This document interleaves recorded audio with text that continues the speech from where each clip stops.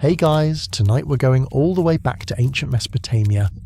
Yes, that sun-baked, mud-bricked world where writing was brand new, city-states were just starting to grumble at each other, and nobody had invented the snooze button. But somehow, even without quartz watches or phone alarms, people still managed to wake up on time, or at least on Mesopotamian time. So tonight, you're going to be one of them. You're stretching out on a woven reed mat, listening to the distant splash of the Euphrates and the occasional sheep that hasn't quite figured out bedtime. The air is thick with the scent of clay ovens cooling off and river reeds swaying in a sleepy breeze. You're surrounded by moonlight bouncing off whitewashed mud walls, and someone nearby is softly snoring. It's peaceful. It's scheduled. You see, you've got a job tomorrow. Maybe you're an apprentice scribe, or a barley counter, or the person who politely reminds the temple cook that breakfast must be served exactly 3/4 of a shadow past dawn. Either way, you're expected to get up and know what time it is, which is tricky given there's no clock on your wrist. Still, somehow, this civilization figured it out. So, before you get comfortable, take a moment to like the video and subscribe, but only if you genuinely enjoy what I do here. And let me know in the comments where you're listening from and what time it is there, because unlike a sleepy Babylonian, you've got Wi-Fi. Now, dim the lights, maybe turn on a fan for that soft background hum, and let's ease into tonight's journey together. You wake before the sun, not because you're some productivity guru in linen robes, but because, like everyone else around here, your body just listens to the light. It helps that there's no blackout curtains, no digital blips, just open windows, stars fading, and the gradual amber wash of the Mesopotamian dawn pouring over the clay rooftops. You pull your tunic over your head, the linen cool against your skin. Somewhere in the courtyard, a goat sneezes. Classic goat. There's no formal alarm, but this city has its own rhythms. First come the early temple workers, young acolytes and sleepy water fetchers trudging through alleyways with sloshing clay jugs. Then the firelight from bakeries flickers up between buildings. And finally the sound that means you're already almost late. The high metallic chime of a temple bell being rung by hand, not by a machine, by a person who definitely woke up earlier than you. This is around 2300 BCE, give or take a few centuries and translation arguments. A Sumerian city-state hugging the river and the edge of written memory. And if you're going to survive here, not just with your job intact, but with your barley rations and temple assignments on schedule, you need to get very, very good at waking up on cue, and so does everyone else. See, before alarm clocks, before gears and pendulums and snooze apps with ocean sounds, people still had to get up. They had to light fires, bake bread, call prayers, trade fish, check irrigation ditches, and recite rituals. And these things couldn't just happen whenever. In Mesopotamia, time wasn't loose. It was sacred. Tightly woven with religion, agriculture, and politics. If a priest missed his offering slot, it wasn't just oops, forgot the incense. It was cosmic disorder. Historians still argue whether the Mesopotamians truly thought of time in linear terms like we do, or more like repeating loops, each day echoing a divine rhythm. But either way, they had expectations, rituals, bells, shadows, and a city that slowly turned itself into a giant living timepiece. You stroll toward the temple district, clutching a bit of leftover bread from last night, trying not to drop crumbs for the dog that's been following you since the bakery. The ground is soft dust over hard-packed clay, roofs lean inward over narrow lanes, and above you the sky goes from indigo to pale orange. The ziggurat, yes, that big stepped pyramid you've seen in pictures, is already glowing on one side, catching the morning light. And that's intentional. Temples are built to align with heavenly bodies. The high priest, or Ensi, times his prayers to the sun's rise, the moon's drift, and the strange behavior of stars. He doesn't carry a sundial, but he doesn't need to. The temple is one. And you, little apprentice, are about to be late for water duty. You pass a man who smells of fish, and a woman balancing dates in a woven basket. Nobody looks sleepy exactly. There's something ancient and efficient about the way they move, as if they've all agreed, silently, that this is the moment the city begins. You reach the temple courtyard just as the bell rings again, a lower, slower tone this time. One of the older acolytes, a guy with exactly 3 teeth and an opinion on everything, hands you a jug and points toward the river. No words, just a grunt. You know what time it is. Out at the riverbank, the sun crests the horizon. It's not 6:14 a.m, because those numbers don't exist here. But it is the hour when shadows stretch longest and priests begin chanting. You dunk your jug into the slow-moving river, watching tiny water skimmers dart away like little black needles. The water's cold. You're not awake until it splashes your ankles. Now you are. You look up at the sky. Somewhere up there, Venus is fading, and your half-trained brain remembers. Venus in that position means the grain traders will be arriving by noon. Probably. Unless there's wind. A frog croaks. The temple bell rings again. You're back at the courtyard in time to see the firekeepers lighting the sacred hearths. Everything runs on fire here. Cooking, worship, even some rough early bronze work. Fire, like time, must be maintained. Let either go out, and the gods might notice. The bell rings a 4th time, short, sharp. That's your cue to stop loitering and go recite a list of divine names until the priest nods at you or sneezes. You get lucky. He sneezes.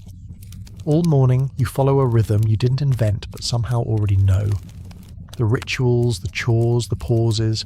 There's no clock, but there is a pattern. Time here is felt. Sung by temple singers whose chants shift slightly as the sun moves, a kind of tonal sundial. If you're listening, you always know what time it is, but if you're not listening, well, you're probably that one guy who always shows up during the goat sacrifice after the goat's been sacrificed. He doesn't last long. As the morning ages, you notice something odd.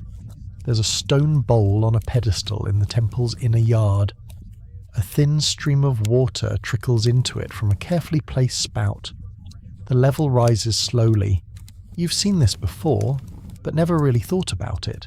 It's just a bowl with water. Or maybe not. Remember it. Because that quiet little bowl is going to change everything.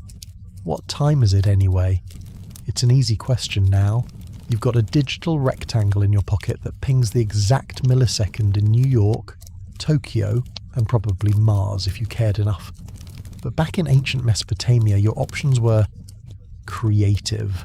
You, my sleepy time traveller, would have to rely on nature, architecture, and a surprisingly sophisticated sense of cosmic rhythm, just to know whether it's morning prayers or mid-bread snack o'clock. You're back at the temple yard where that stone bowl continues to fill drip by patient drip. It's not just a decorative puddle, it's a clepsydra, a water clock. Although no one here calls it that yet. The Greek name comes later. For now, it's just the bowl that tells time. You watch a junior priest squat beside it, gaze low and focused.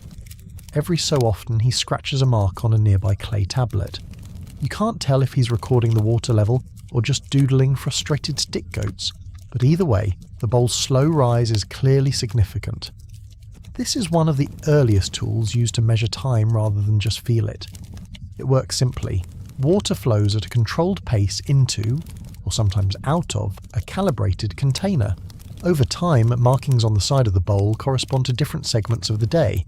If your water hits mark number 3, it might be time to prepare for market, or feed the temple cat, or recite 72 divine titles while standing barefoot on gravel.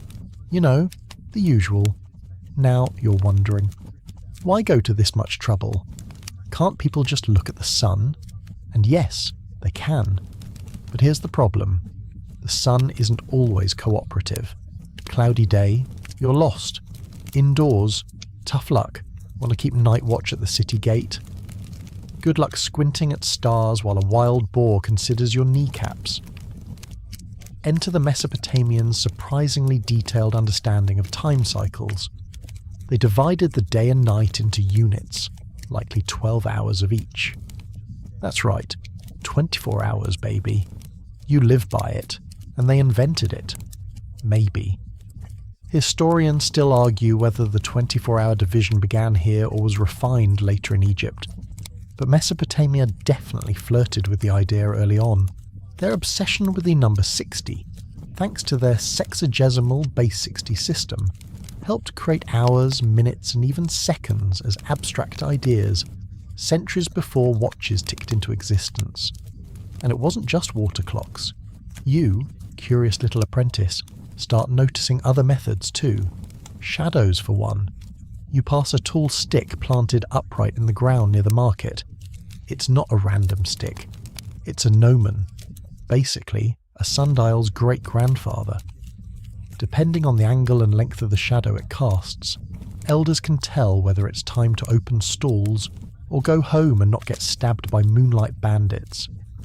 One elder, an extremely wrinkled woman selling onions and dried fish, squints at the stick every few minutes and mutters predictions like, time to resalt the carp, or tell your mother she owes me a cucumber. You're not sure she can even see the stick clearly, but her guesses are unnervingly accurate. Then there's the stars. Nighttime in Mesopotamia is not like your city nights.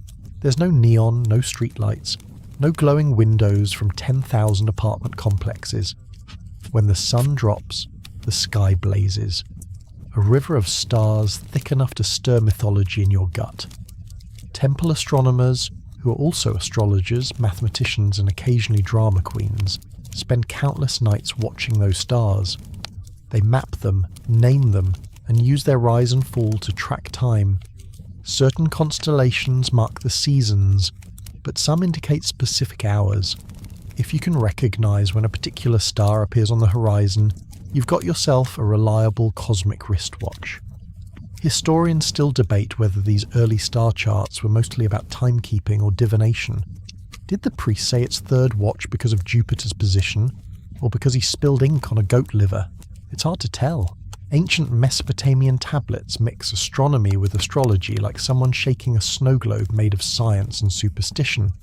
Still, the knowledge is impressively accurate. Babylonian astronomers, centuries after your sleepy Sumerian self, will eventually calculate lunar cycles with such precision that they'll predict eclipses. Not perfectly, but close enough to feel spooky. Back to your timeline though. Around 2300 BCE, you rely more on intuitive cues, the length of a shadow, the sound of a certain bird, the smell of bread starting to burn because the baker got distracted flirting again. But that doesn't mean the society is lax. Time matters. Temples regulate it. Fields depend on it. Armies march by it. Trade routes are scheduled down to the week, with merchants expected to arrive roughly when Venus is in the eastern sky, or the moon is waxing, or someone's goat has started acting suspiciously punctual. Even in your own tiny life, time is structured. You eat at certain hours. You bathe, infrequently when the sun is high. You work in measured shifts, sometimes literally measured by water clocks or temple chants. It's enough to make you feel a little nostalgic for your phone alarm, even the one with the deeply annoying marimba tone. At least that didn't involve staring at water for 4 hours and praying the bowl doesn't crack. The thing is, time in Mesopotamia isn't mechanical. It's observed. Timekeepers aren't machines. They're priests, workers, grandmothers with fish carts. Everyone becomes part of a communal living clock. When the birds sing, when the shadows shift, when the incense burns out, those are the chimes of your world. One temple priest once joked, muttered in a flat tone, that the gods invented time just to mess with humans. If we always knew what time it was, he said, we'd forget to listen for it. Then he nodded and walked away with a bundle of reed scrolls and a small fruit he definitely stole from the altar. By late afternoon, the air grows thick with heat. A thin haze of dust hangs over the rooftops. You retreat into shade, drink from a jug that smells faintly of fish, and glance back at that dripping bowl. The water's nearly at the 7th mark, almost time for evening offerings. Soon chants will rise, a temple bell will chime once, deep and long, Then you'll be expected to tidy up, feed the sacred goat again, and settle down to the business of waiting for moonrise. Time doesn't stop. It flows just like the water, drip by drip. And somewhere in that slow cascade you begin to wonder, if water can mark the day, could it also start it? Could you design a bowl that, when it overflows, tips something, knocks something, makes a noise? Don't get ahead of yourself. That comes later. For now, you sit quietly in the half-light, watching time pass through a bowl of water, feeling the strange peace of a world that counts hours in ripples and shadows. You dream of bells. Not modern bells, of course. No steeples or quaint alarm chimes from your phone. These bells are raw, imperfect lumps of bronze, cracked and smoky with the memory of the foundry. They hang in temple courtyards, thick with soot and ceremonial importance, rung not by dainty fingers but by burly boys with ropes and instructions shouted in Sumerian. You wake, figuratively speaking, in the early morning hush of a Mesopotamian city. It's before sunrise. The air is cool and dry, the ground dusted with yesterday's sand. Somewhere, a rooster mistakes himself for a divine herald and crows loud enough to rattle amphorae. But that's not what wakes you. It's the sound of something dropping, plonk, onto a copper plate. Not loud, not angry, but just sharp enough to call you from your shallow dreams. It echoes softly in the courtyard of a small dusty shrine you're curled up near, disguised as an apprentice, or perhaps just an especially sleepy fig merchant. You blink, squint, stretch, and there it is again. Plonk. What you're hearing might be one of the oldest known alarm devices, primitive, improvised, but ingenious. Imagine this. A slow dripping water clock, like the ones you saw yesterday, has been adjusted to include a clever little addition. Instead of just tracking time by marks on a bowl, someone has suspended a small stone or weight above a metal surface. The water drips into a container holding the weight, maybe a suspended shell or tiny cup. And when enough water collects, the container tips or drops, sending the weight tumbling onto the plate below. Ding, plonk, wake up, offer to the gods. Try not to drop the holy bread again. This isn't legend. Archaeologists and historians have proposed several variations of early alarm mechanisms based on water clocks, especially from the later Babylonian and Hellenistic periods. But even in these early Sumerian settings, the idea is stirring. You can feel it. People here don't just want to know what time it is, they want time to speak to them, and so it does. You stand, sleepy, limbs creaky like old reeds, and pad toward the sound. It repeats in a slow, rhythmic fashion. You find an old man, probably a low-ranking priest or maybe just a bored scholar, seated cross-legged on a reed mat. In front of him is a wide ceramic basin. Above it, a thin drip of water falls from a tiny pierced pot. Nestled beneath the falling water is a balance tray. On one side sits a stone, on the other a feather. When the feather is lifted ever so slowly by the increasing water, the scale tips. The stone falls. The tray rights itself. Repeat. He doesn't notice you at first. He's humming. Quietly. Off-key. You think the tune might be a hymn to Enki, the god of fresh water and clever solutions. Eventually he glances up. Too early, he rasps. Unless you brought bread. You didn't. Still, he grunts and scoots to one side so you can sit beside him, cross-legged in the gloom. The sound of dripping fills the silence. Drip, drip, plonk. It's strangely calming, like someone whispering the hours instead of announcing them. Not for waking, he mutters, for remembering. You raise an eyebrow. The bell, he says, not to wake, to remind. The priest before me used it for prayers. I use it to remember to eat. You nod solemnly, as if this were the most sacred function of timekeeping, because maybe in a way it is. Still you wonder, how widespread were these contraptions? Did others use alarms in this way? Historians still argue whether truly mechanical alarm systems existed in ancient Mesopotamia, or whether these were more like individualized inventions, little hacks by clever temple technicians or obsessive astronomer priests. What's clear is that water clocks grew more sophisticated over time. Some even incorporated multiple vessels, siphons, floats, and possibly noise-making features. One clay tablet from later Babylonian periods mentions a timekeeper that sings, though what this actually refers to is anyone's guess. A musical bowl? A chanting priest? A wind chime made of bones? No one can say.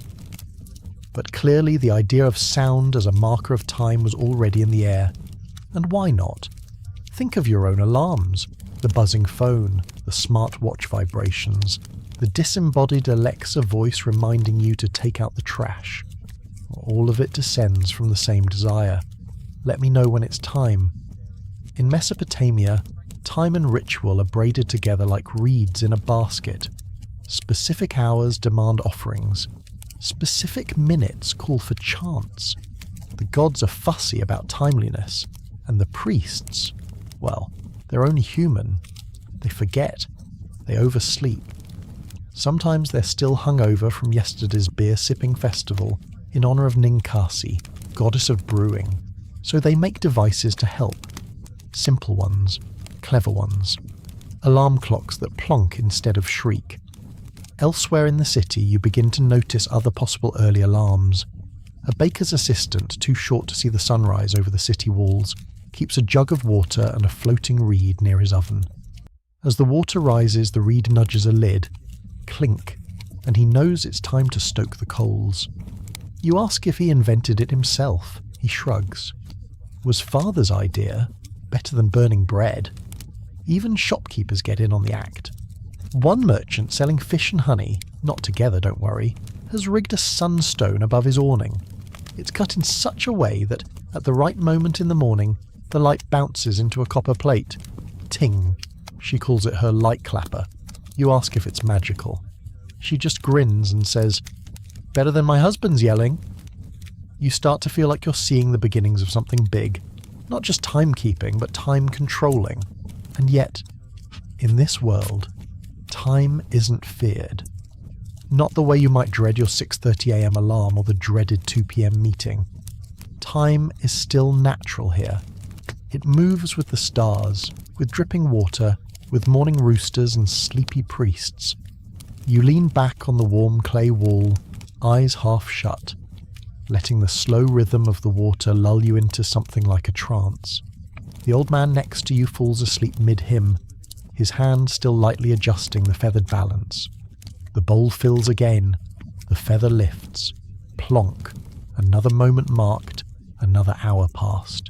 Another ancient alarm clock right on time. You drift through time again, gently rocked by the rhythm of dripping water and falling weights. When your eyes flutter open, you're no longer in that soot-smudged courtyard with the sleepy priest and his feathered scale. Now you're following a procession through a grander city, perhaps, or maybe Nippur. There's a festival in full swing and the air smells like spiced barley and wood smoke. Children run ahead with strings of palm leaves. Musicians tap slow, deliberate rhythms on goatskin drums. And woven through it all, you begin to notice something curious. Everything happens on time. Not on modern time, of course. There's no minute hand, no ticking second. But still, the high priest arrives exactly as the last drumbeat fades. The dancers twirl just as the sun slips behind the ziggurat. The sacred geese, yes, there are geese, their heads adorned with tiny garlands, are released the moment the chant ends. You're witnessing not just ritual, but an entire day timed with uncanny precision. You sidle closer to an elderly woman seated near the front. Her robes are dusty, and she fans herself lazily with what looks like a dried lotus leaf. You ask her, how do they know when to do each part? She doesn't look at you, just snorts softly and nods toward the temple steps. And there you spot it. Half hidden in the shadow is a tall, narrow contraption made of stacked ceramic jars. It's a stepped assembly of dripping vessels, each catching the water from the one above. Next to it stands a boy in temple livery, eyes fixed on the third jar. When it overflows, he raises a conch shell and blows a single low note. That's the signal. Time for the dancers. You're watching the water clock's public cousin, a clepsydra adapted for ceremony. Unlike the quiet home use ones, this one is proudly visible, loudly interpretive. It doesn't just track time, it announces it. And it's not alone. You spend the rest of the day wandering from shrine to square, and you begin to notice a whole network of these devices. One temple near the city centre uses a system of tiny oil lamps set inside carved wooden frames. Each lamp burns for a known duration, 2 hours, maybe a bit more. As each one gutters out, a novice replaces it and rings a chime. In a scribe's courtyard, you spot an obsidian disc set into the floor. It reflects the sunlight in a slow arc, marking time as the priest scribe writes incantations. When the reflection reaches a carved line on the far wall, he stops writing, stretches, and pours himself another cup of fig wine.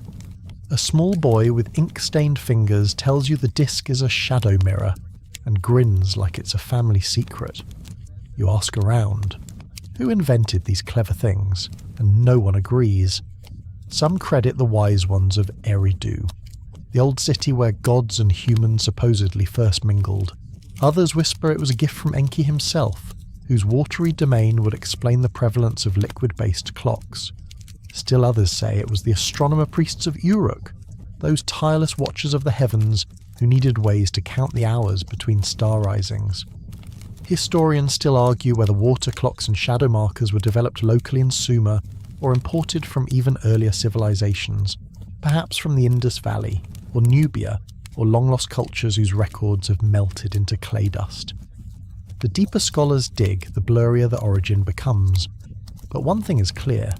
By the 3rd millennium BCE, Mesopotamians weren't just tracking time.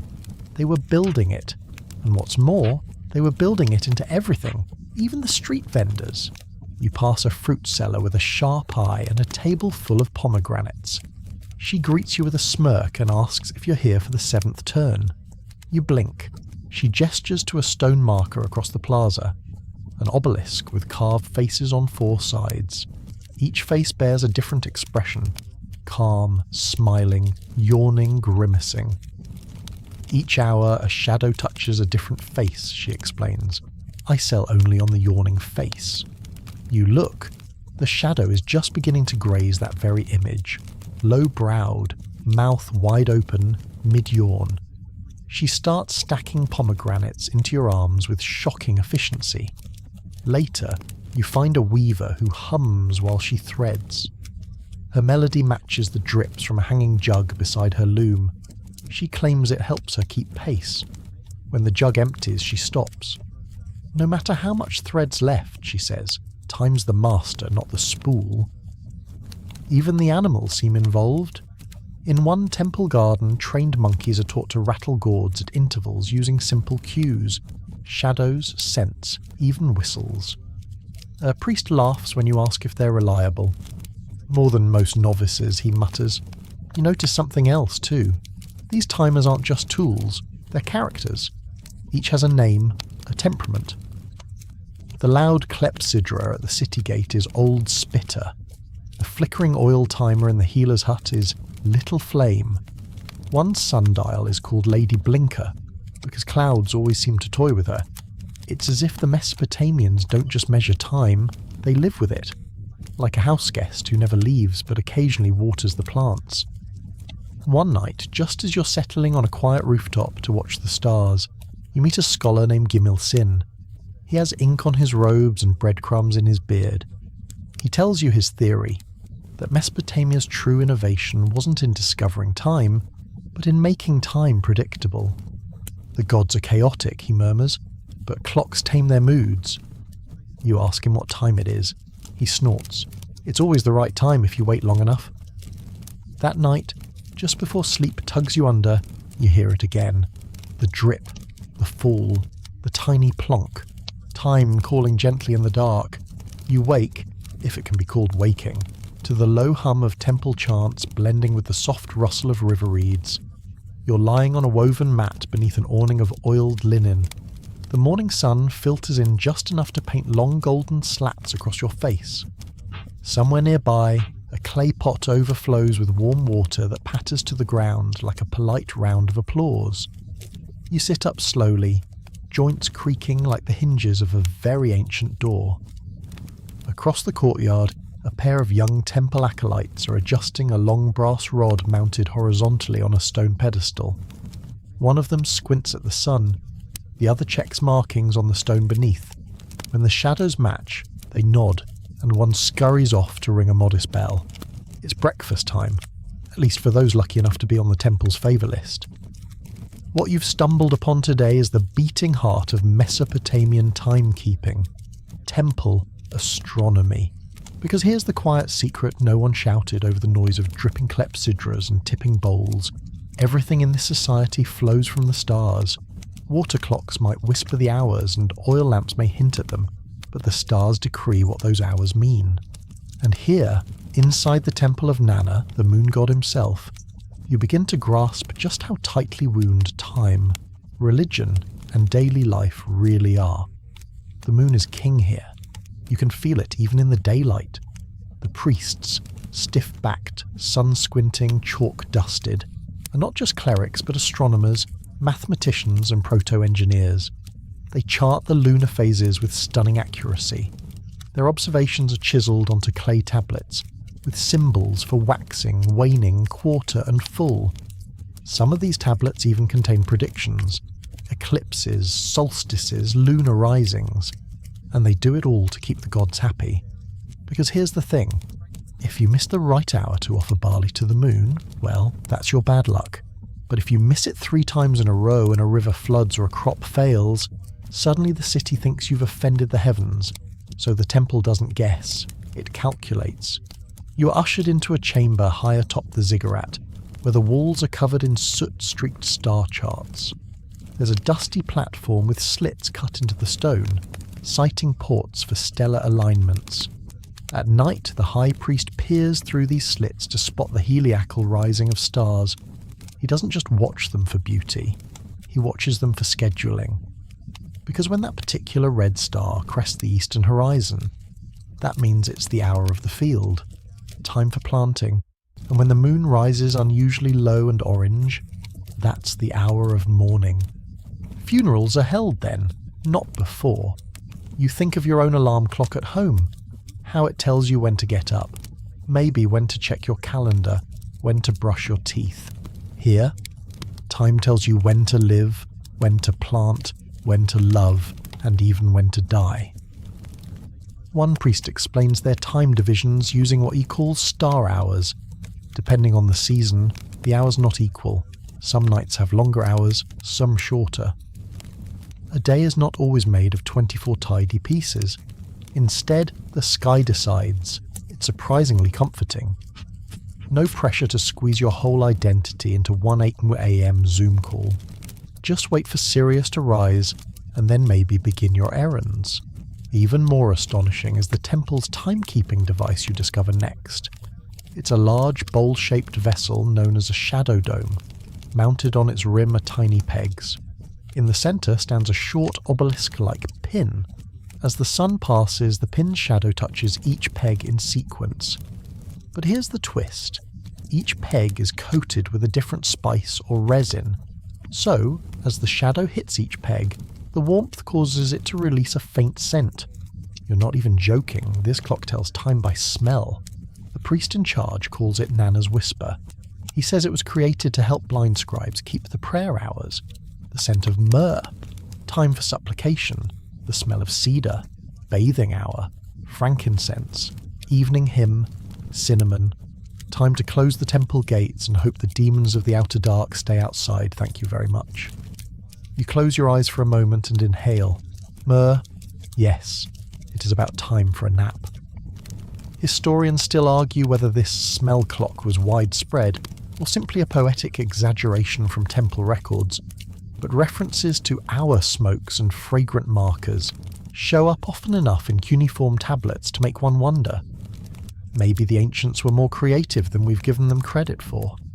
Maybe your smart alarm's default ringtone of Zen morning rain isn't quite as original as you thought. And this creativity isn't confined to smell. There's a corridor within the ziggurat lined with what look like tiny pipes made of fired clay. When the wind blows just right, and it often does up here, they whistle soft tones in sequence, low to high, then back again. A melody you hear just once before forgetting, and yet somehow it grounds you in the present. You're told this is called the Breath of Anu, and though the priests downplay it, you suspect it's another kind of time signal. After all, the pattern of the wind changes predictably with the seasons. Maybe the pipes know what hour it is better than the stars do. By the time you descend the ziggurat again, the city feels different. Not because it's changed, but because now you see how it's ticking. Not with gears or atomic pulses, but with sunlight, incense, whispers, and shadows. In Mesopotamia, alarm clocks don't jolt, they breathe. You head toward the river, half hypnotized by the measured pace of the city. A barge captain glances at the sun and mutters, "Time to untie." You ask how he knows. He taps the side of his nose. "The wind tells me." And the smell of millet cakes from the north stalls. He's right. You sniff. The cakes are just beginning to char, their scent curling over the rooftops. Your alarm has gone off. Time to float. The boat drifts gently down the river, its wake barely disturbing the silted waters as reeds brush your shoulders. The captain hums softly, something rhythmic, wordless, and very old. His boat is long and shallow, carved from a single tree trunk patched in places with hardened bitumen. The paddle dips with a slosh every few seconds, keeping time like a slow metronome in a dream. This is the Euphrates, lifeblood of the land, older than any road or wall. And on its banks, time behaves differently. It flows sideways, in currents and eddies, ignoring the ticking abstractions of modern life. The river doesn't care about your deadlines, but that doesn't mean it lacks a schedule. Because as you float past farmsteads and fishing huts, you begin to notice that river life too is governed by its own quiet clocks. Not bells, not digital alerts, nothing so brash, but predictable, repeatable patterns that shape everything from baking to boat repairs. The first thing you see is the fishmonger's platform, little more than a plank and some netting stretched over the water. A boy about 10 years old stands barefoot in the shallows, hands on hips, watching a clay pot bob gently on a string. Every so often he glances at the sun, then at the pot. You ask what he's doing. "Waiting for the pot to flip," he says, as if it's obvious. Turns out the pot is half filled with sand and has a tiny air bubble sealed inside. As the sunlight warms it, the air expands, causing the pot to roll slightly. When it tips, it lets out a small glug of water trapped beneath. That's his timer. When it glugs, it's time to check the eel traps. You look skeptical, but just as you do, the pot gives a quiet blup and the boy grins. Told you. The river people of Mesopotamia are masters of environmental timing. They know when the herons land on the east bank, it's about the 4th hour. When the scent of jasmine thickens near the fields, it's past midday. When the frogs begin their evening chorus, somewhere between croak and lullaby, it's time to tie up the boats and unroll the sleeping mats. They don't own clocks, they are clocks. One elderly woman, grinding lentils beneath a fig tree, tells you she's been keeping time with the same method for decades. 3 batches of grindings before the goats come home, 4 before my knees give out. Her voice creaks like a door hinge in need of oil, but her laugh is clean and bright. And when my teeth fall out, well, that's retirement. It's charming, you think. But then you remember, this isn't a hobbyist's lifestyle. This is infrastructure. Because every flood, every harvest, every shipment of bricks down this river relies on a sense of coordination. You can't just guess when the barley is due. You need predictability. And so the river folk have devised something remarkably clever. A calendar of ripples. It's a large flat tablet kept in a communal hut, carved with wave patterns and small drilled holes. Each wave pattern corresponds to a seasonal current observed in the river, how high the banks rise, how quickly the water spins near certain bends. Pebbles are placed in the holes to mark the date according to how the water feels that day.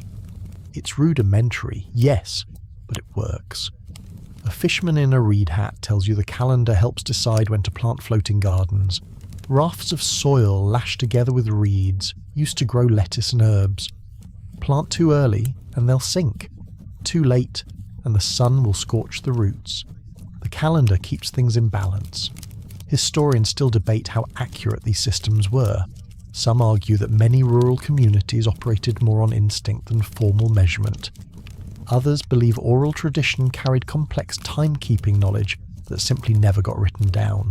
But the archaeological evidence, wave-inscribed tablets, marked stones at boat launches and flood tracking logs, suggests the river had its own rhythm, and everyone who lived near it learned to listen, even children. You watch as a girl no older than 6 ties a strip of linen into a tree branch, then waits. When the cloth flutters a certain way, she runs home yelling, "Shade time!" Apparently that's the moment when the sun shifts enough to cast a cool patch on her mother's baking oven. And just like that, her mother opens the lid and checks the bread. It's perfect. The captain gestures for you to disembark. You thank him, stepping onto a narrow dock lined with drying baskets of date pits. The village you've arrived at is nothing more than a crescent of mud brick homes nestled between 2 meanders of the river. But its sense of time is no less precise. A village elder takes you to the community square, where an obelisk stands, no taller than a man's shoulder. Carved into it are 4 deep grooves and 1 flat bowl at the top. You ask what it is. "Smoker's watch," he says with a grin, revealing 2 gold teeth and a walnut-sized wad of tamarind tucked in his cheek. Each groove holds a particular type of dried grass or dung. Yes, you heard that right. Chosen for how long it smoulders. A young man lights one each morning, and as the smoke climbs, its colour and smell signal the hour. Pale smoke means early morning. Thick black smoke signals midday. Sweet smoke, probably from dried fig leaves, tells the children it's time for lessons. By the time the last groove is smoking, people are finishing their chores and heading home. Odd? Yes. Reliable? Also yes. And surprisingly calming. You begin to imagine your own life governed not by vibrating phones or blinking screens, but by the sound of frogs, the scent of fig leaf smoke, or the gentle glug of a warmed clay pot tipping into river water. Time in this world is not something to be chased. Not. It doesn't yell at you. It doesn't surprise you with calendar alerts in the middle of dinner. Here, time arrives like a friend with dusty sandals and a slow step. It shows up when the lotus petals open, when the eels stir, when the first breeze lifts the linen curtain of the day. You leave the river behind just as the shadows begin to lengthen and the light tilts toward amber. The path inland is well worn, shaded in patches by tamarisk trees and clusters of pomegranate. A farmer trudging ahead of you carries a basket full of dates and hums a tune you can't place. You don't ask the time. There's no need. You're heading toward the city centre now, toward Uruk itself, heart of scribes and merchants, the place where writing was born. And with writing came ledgers. And with ledgers came the need to know when things happened. You step through the city gates just as a pair of boys finish scraping a fresh layer of mud onto the bricks. The walls still glisten with wetness, and the scent of clay and river salt lingers in the air. Inside, the city pulses with a different kind of rhythm, one set by shops, contracts, deliveries, and temple obligations. And here, finally, you meet the accountants. Don't groan. These aren't your modern number crunchers buried behind spreadsheets and stale coffee. These scribes are artisans of time. They're styluses. Precision tools for carving whole systems of chronology into the soft brown flesh of clay tablets. In one quiet courtyard, under a reed canopy that filters the sunlight into shifting lace, you watch as 2 men argue gently over a tablet. One jabs toward the upper corner, where a series of small wedge marks represent not quantities, but moments. Specific hours, tracked using a clever system of combined signs. They're calculating when a shipment of barley should have arrived from Nipper. The margin for error? About half an hour. You raise an eyebrow. It turns out business in ancient Mesopotamia depended heavily on timed agreements. Caravans had to deliver goods within specific windows. In the 4th hour after sunrise on the 3rd day of the new moon, grain had to be dried for exact durations. Loans were given on time-limited terms, and some contracts even included clauses for interest that changed depending on how late you were. Imagine if your parking meter charged you barley. To track all this, scribes used what might be called the proto-alarm clause, a set of time triggers baked into each deal. For example, if a caravan didn't arrive by a certain position of the sun, the contract could be voided, or penalties would kick in. But how did they enforce these timings? That's where the neighbourhood timekeepers came in. In the merchant quarter, you meet one such man, stooped, dusty, cheerful. He wears a necklace of knotted string, each knot soaked in oil. My daily loop, he explains, holding it out.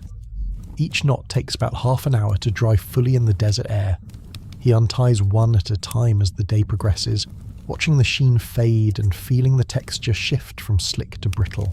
When asked to confirm the timing of a delivery or the validity of a transaction, he simply pulls out his loop, points to the knot that had just dried, and voila, the time is known. A sort of forensic clock made from twine.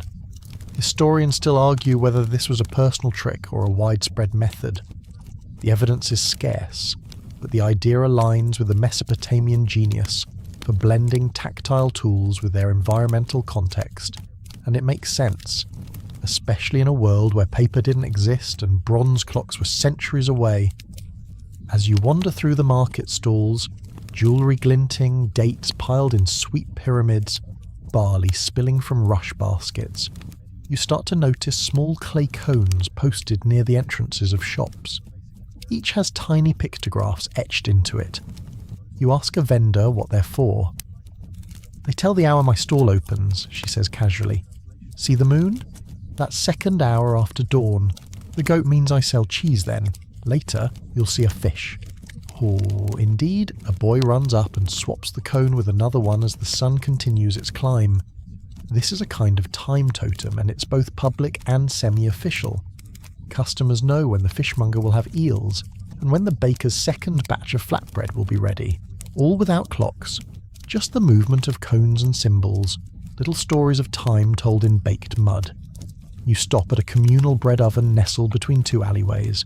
The woman managing it wears a smudge of ash across her brow and a tired smile. She tells you about her flour lines, etched into the side of her mixing bowl. Each one corresponds to a stage of the sun's journey across the wall of her courtyard. When the shadow hits the 2nd line, time to knead. When it hits the 3rd, into the oven they go, if it's cloudy.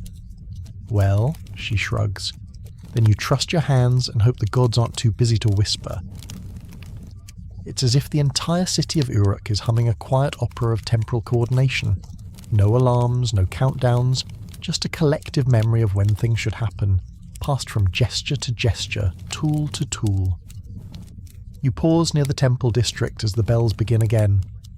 Not the loud ones, those are reserved for major ceremonies, but small rhythmic tinks from inside the scribe's school. A student rings them every 15 minutes to mark dictation time. Or so you think. You peek in. Turns out the bells are part of a test. Each ring corresponds to a verse from the Kuduru, a land grant inscription, and the students must recite the matching line. It's a way to teach legal memory and timekeeping in one ritual. Multi-purpose learning. By now your head is spinning gently from all this. Cones and knots and smoke and stars, and you sit down by a wall carved with what you first assume are just decorative spirals. But as a young girl explains to you in careful Akkadian, each spiral records the length of time a priest once stood in meditation. One full spiral equals the amount of time it takes a drop of sesame oil to fall from a hanging lamp onto a stone slab. You blink. That's not an hourglass exactly, but it's close, and you suddenly wonder how many forms a clock can take.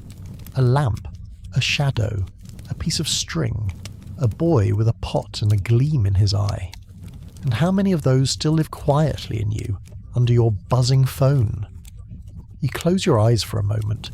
You imagine untying the knots, swapping the cone, watching the sesame drip one breath at a time. Time has never been louder. but perhaps it was always meant to be quiet. You wake, well, not wake exactly, because you never quite fell asleep, did you? To the sound of bees. Not buzzing chaotically, but in a low, constant hum from a set of hives near the temple wall. They're carefully arranged in a curved line that follows the arc of the sun. A priestess, barefoot in the dust, murmurs something to them as she rearranges shallow bowls beneath each hive. This, you learn, is bee time. Yes, really. In this part of the city, temple rituals are scheduled according to the bees' behaviour. Each morning as the sun warms the hives, the bees begin to emerge, first slowly, then in a rush, and their patterns are as predictable as any clock. When the bees reach the fourth hive in the row, it's time for the second incense burning. When they return to the first, the day's final offering begins. You almost laugh, but then again, when have bees ever been late?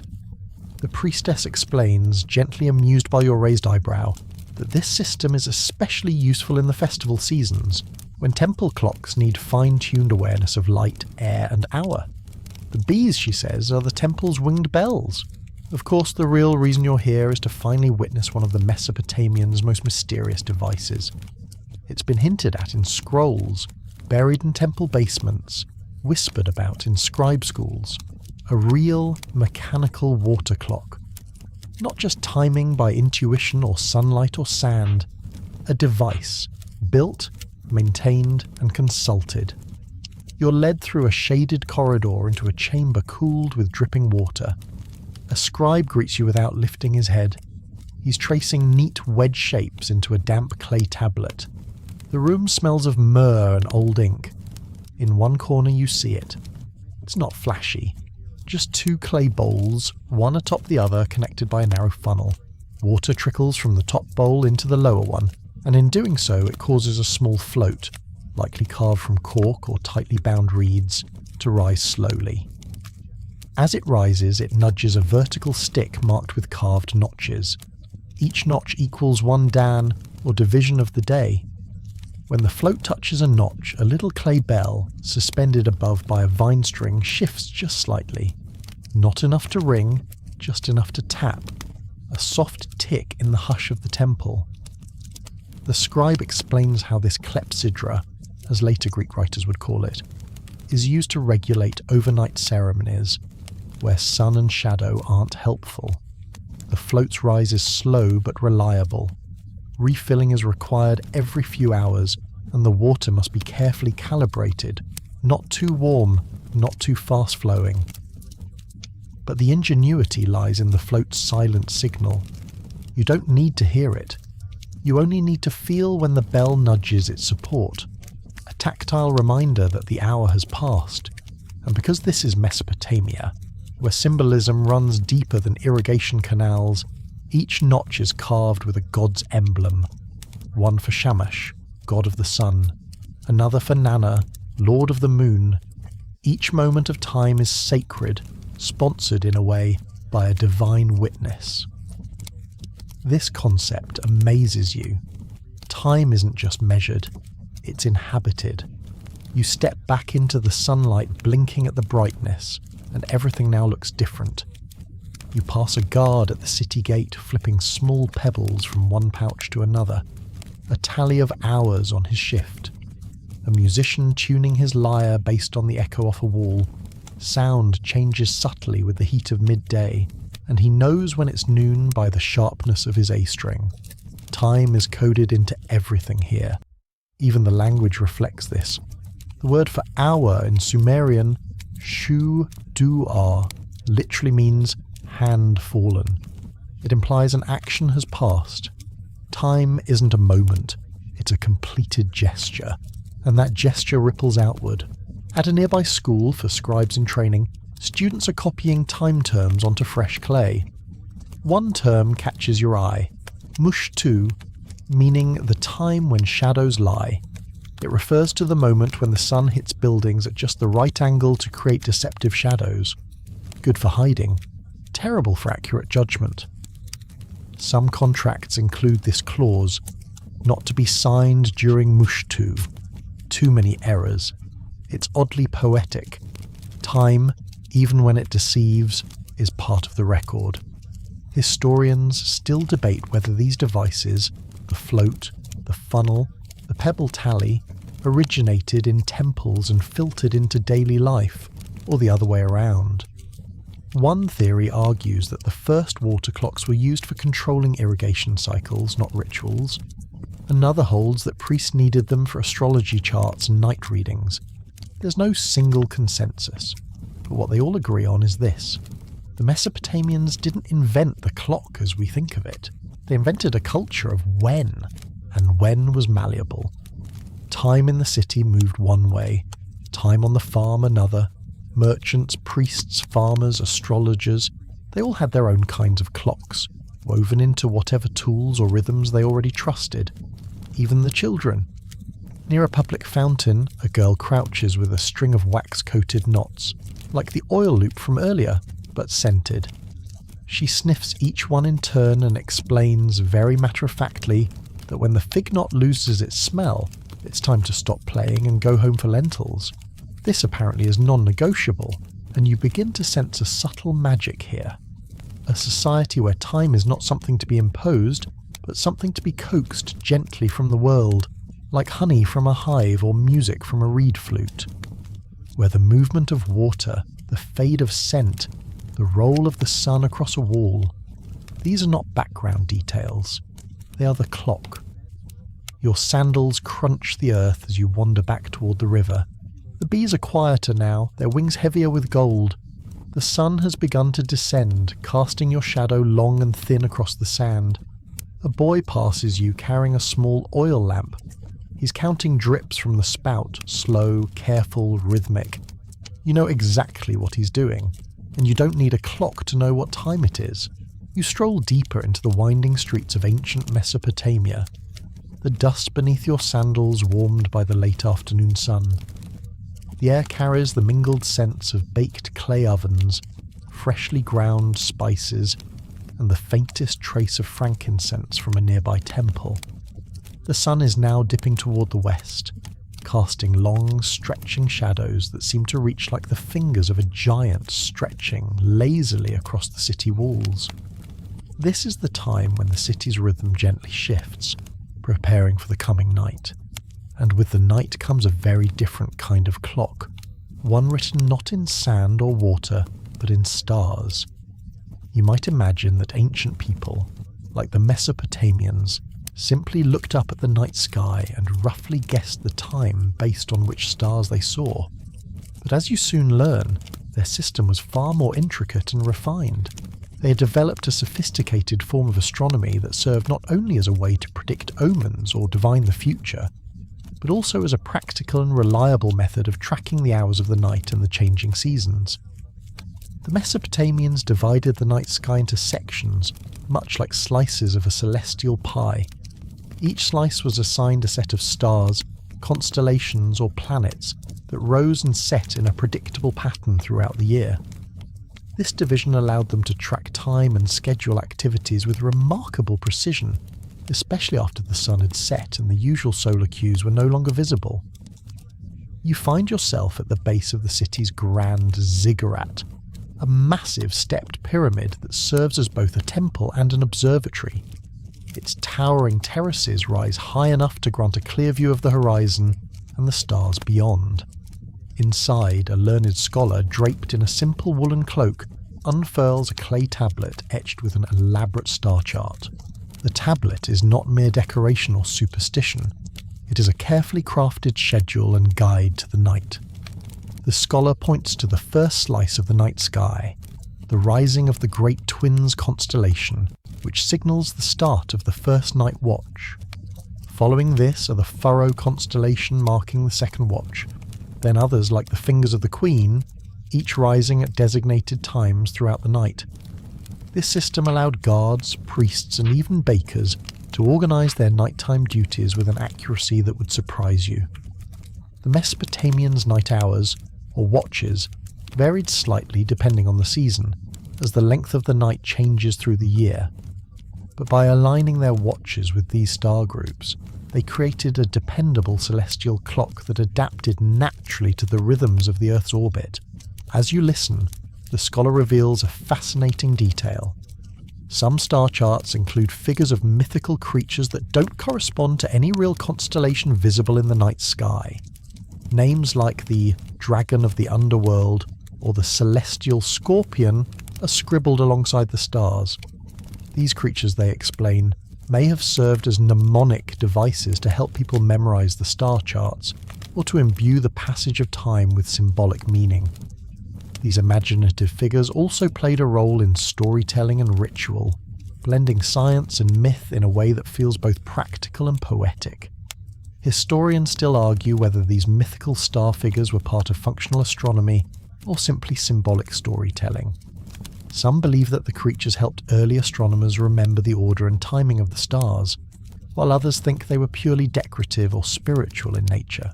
You close your eyes for a moment, imagining standing atop the ziggurat under the wide ink-black sky.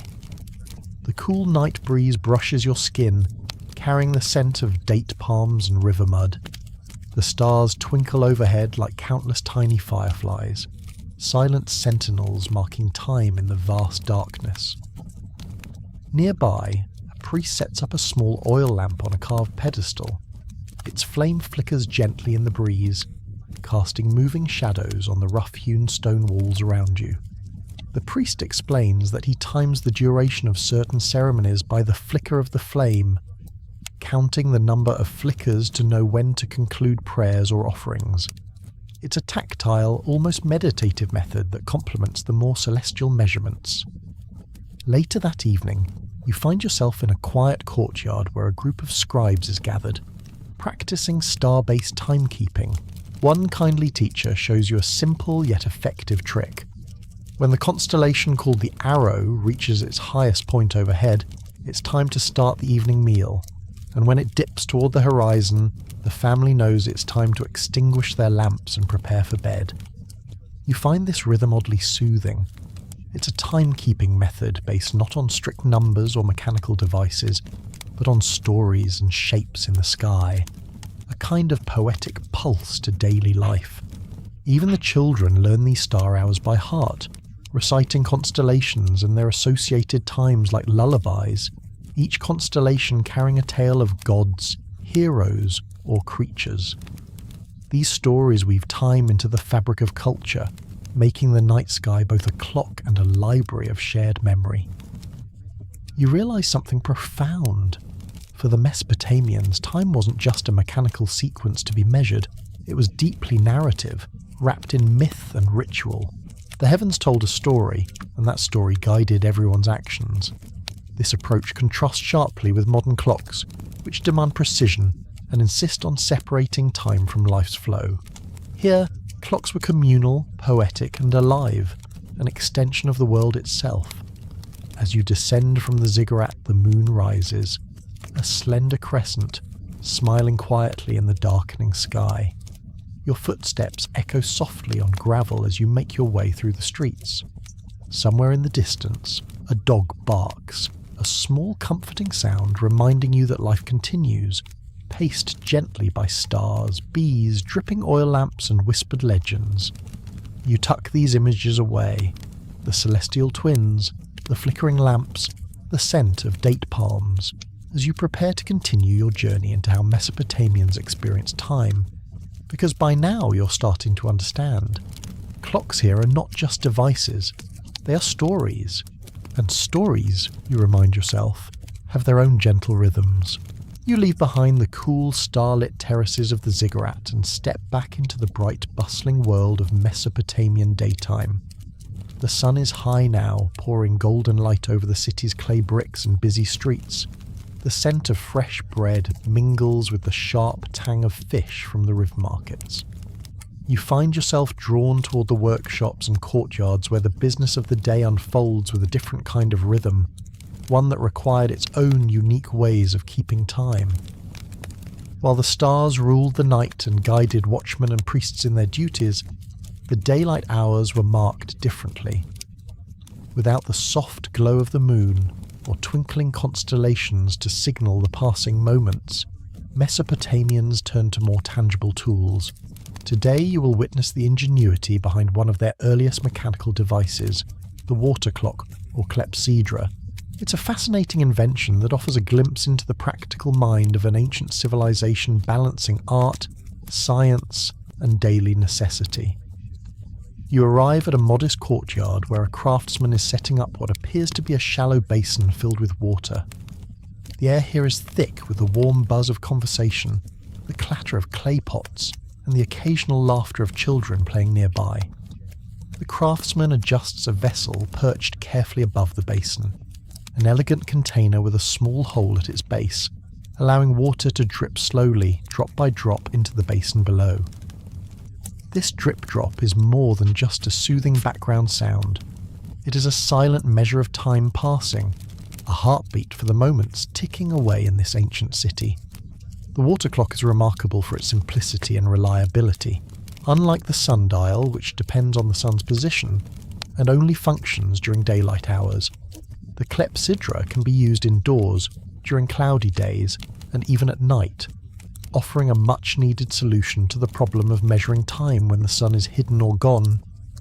This feature was especially valuable for priests conducting long, intricate rituals in dimly lit temples, or judges overseeing legal proceedings that stretched beyond the daylight.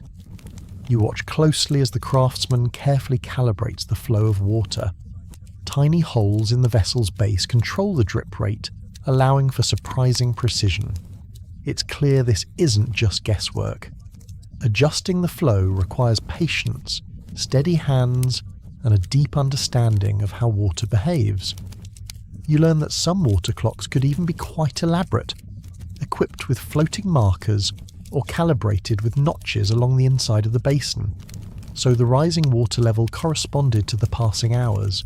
In fact, some water clocks included delightful musical elements. Imagine a small bell or chime set to ring softly as the water reached certain levels, turning the quiet passage of time into a gentle auditory experience. The sound of these bells would have been a comforting rhythmic presence, much like the ticking of a clock today, only softer and more organic. You can almost picture a Mesopotamian noble enjoying a cup of date wine while listening to the delicate chimes marking each hour. It's worth noting, though, that historians still debate just how widespread water clocks were. Some evidence suggests that clepsydras were primarily used by priests and officials, whose duties demanded precise timing. Meanwhile, the common folk might have relied more on sundials, natural observations, or less formal ways of gauging the day's progress. This disparity reminds you that timekeeping technology, even in ancient Mesopotamia, was tied to social status and occupation. Nearby you spot a sundial carved from pale limestone, its triangular gnomon standing erect like a silent sentinel. The gnomon casts a long, sharp shadow over etched hour lines, dividing the day into segments. But here's an interesting twist. These hours were not equal as in modern timekeeping. Mesopotamian hours varied with the seasons. The length of an hour in summer, when days were long, was longer than an hour in the short winter days. This means the very idea of an hour was fluid, stretching and shrinking in tune with the sun's journey across the sky. This seasonal hour system is a subtle but telling detail about how Mesopotamians experienced time. It wasn't something fixed or mechanical, but something alive and changing, intimately tied to nature's cycles. This flexible view contrasts sharply with our modern obsession with fixed minutes and seconds, revealing a culture more in harmony with the Earth's rhythms than with rigid schedules. As you walk through the lively market stalls, you notice vendors timing their activities by the sun's position and the shadows it casts. Shutters open and close, meals start and end, and business pauses, all guided by natural light and simple devices like sundials or water clocks. The whole city pulses with these organic measures, a living clockwork powered by sun and water. One street vendor, a wiry woman selling pomegranates, tells you she knows when to stop her sales by the length of her shadow. When it's as tall as me, she says, it's time to close and go home. Her method is wonderfully human and tactile. No numbers, no ticking seconds, just the body's natural interaction with the day. In a quiet corner, a temple scribe traces the passage of the day with a small clay tablet, marking the rising and setting of the sun and moon. His notes show how priests kept careful records of celestial movements to predict festivals and agricultural cycles. Time here is deeply woven into religion and survival, not just convenience. You're struck by how connected to their environment these timekeeping methods were. Unlike the detached precision of modern digital watches, Mesopotamian clocks demanded awareness of sun, stars, water, and shadow. Life's flow depended on observing these natural phenomena and integrating them into daily routines. As the day winds down, you feel a softening in the city's pace. The sun lowers toward the horizon, shadows grow longer, and a gentle calm spreads over the streets.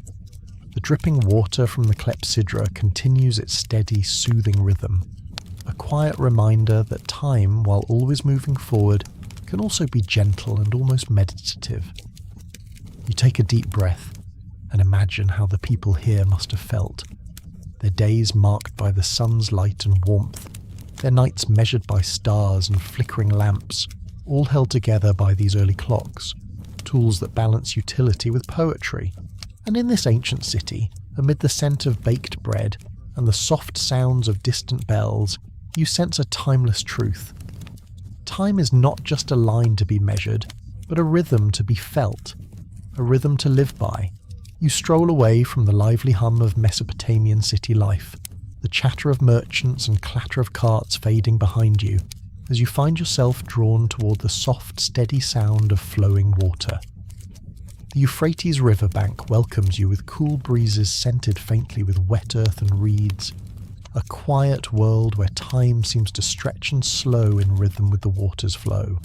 Here, away from the temples and workshops, you discover how deeply the Mesopotamians wove the passage of time into the very cycles of nature, especially the life-giving rivers that shaped their world. Water wasn't just a practical resource to these ancient peoples, it was the essence of life itself. The Euphrates and Tigris were the veins of the Fertile Crescent, and without their annual flooding, the rich soil Mesopotamian farmers depended on would turn to dust. But beyond nourishing crops and quenching thirst, these rivers formed the foundation for the earliest concepts of time itself, fluid, cyclical, and intimately connected to natural rhythms. You imagine a group of farmers standing on the muddy banks, their gaze fixed on the water's edge as the river gradually rises each spring. This swelling, the Great Inundation, is the hallmark of the year, the event that dictates the agricultural calendar. Unlike our modern idea of a year as a fixed number of days, for the Mesopotamians, a year was measured by the arrival, duration, and recession of these floods.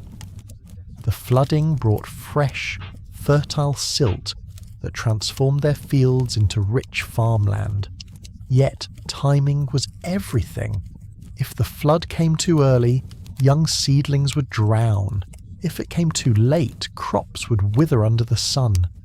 Watching the river's behaviour was a matter of survival. The entire rhythm of life echoed this natural cycle. Planting, harvesting, festivals, even religious ceremonies were synchronized to the river's pulse.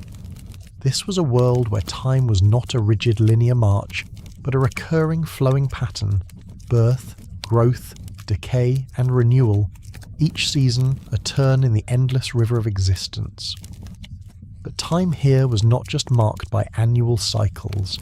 The river whispered smaller, subtler rhythms as well. You watch fishermen preparing their nets and boats, timing their work with the daily ebb and flow of the water.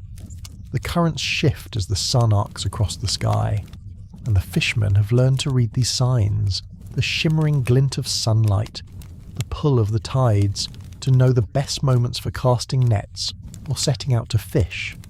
Their understanding is practical, almost instinctual, a living timepiece calibrated not by numbers but by natural cues. Nearby, the priests perform a ritual at the temple, pouring water slowly from ornate clay vessels into stone basins. The liquid flows smoothly, marking moments in the sacred passage of time.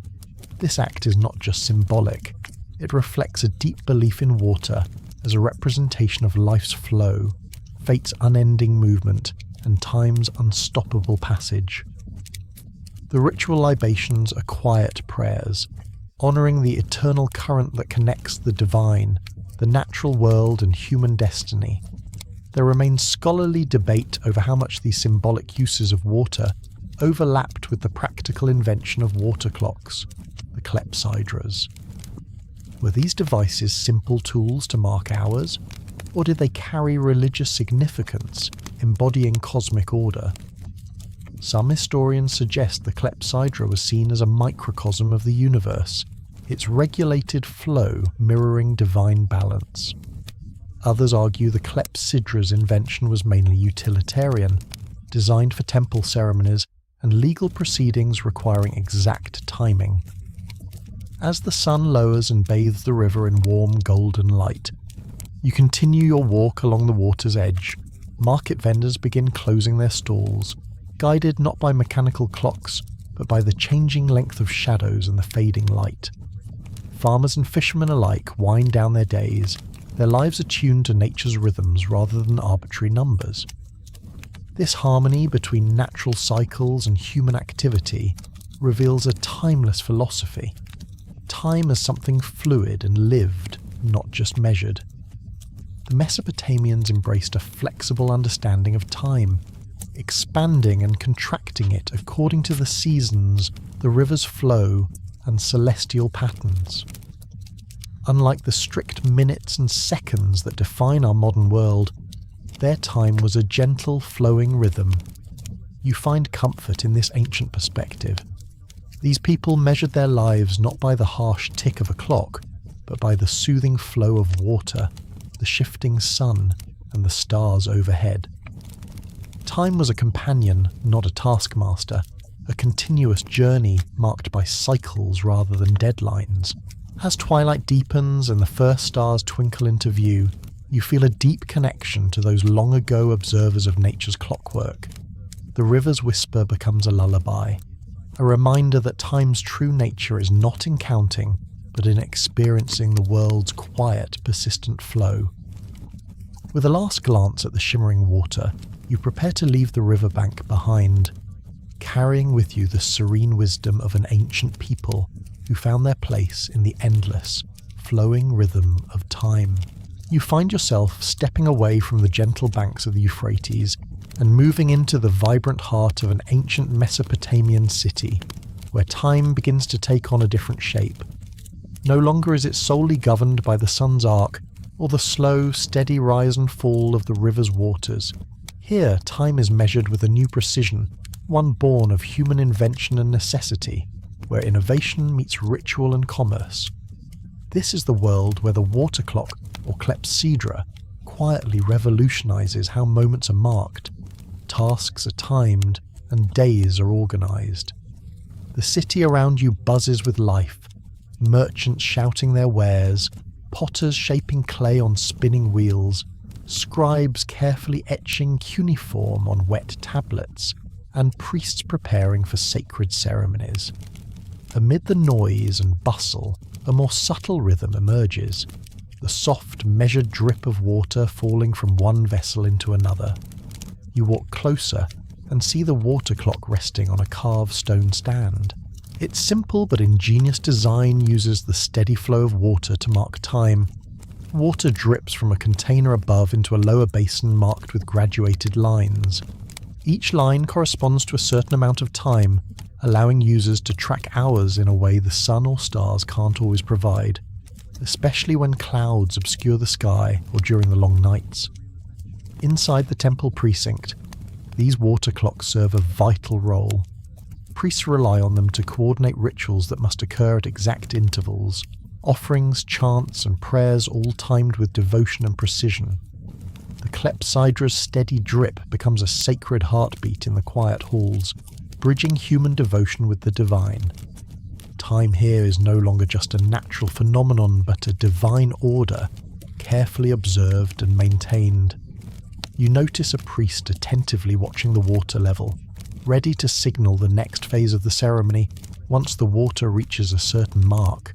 The ritual proceeds in slow, deliberate stages, each movement synchronized with the steady pulse of dripping water.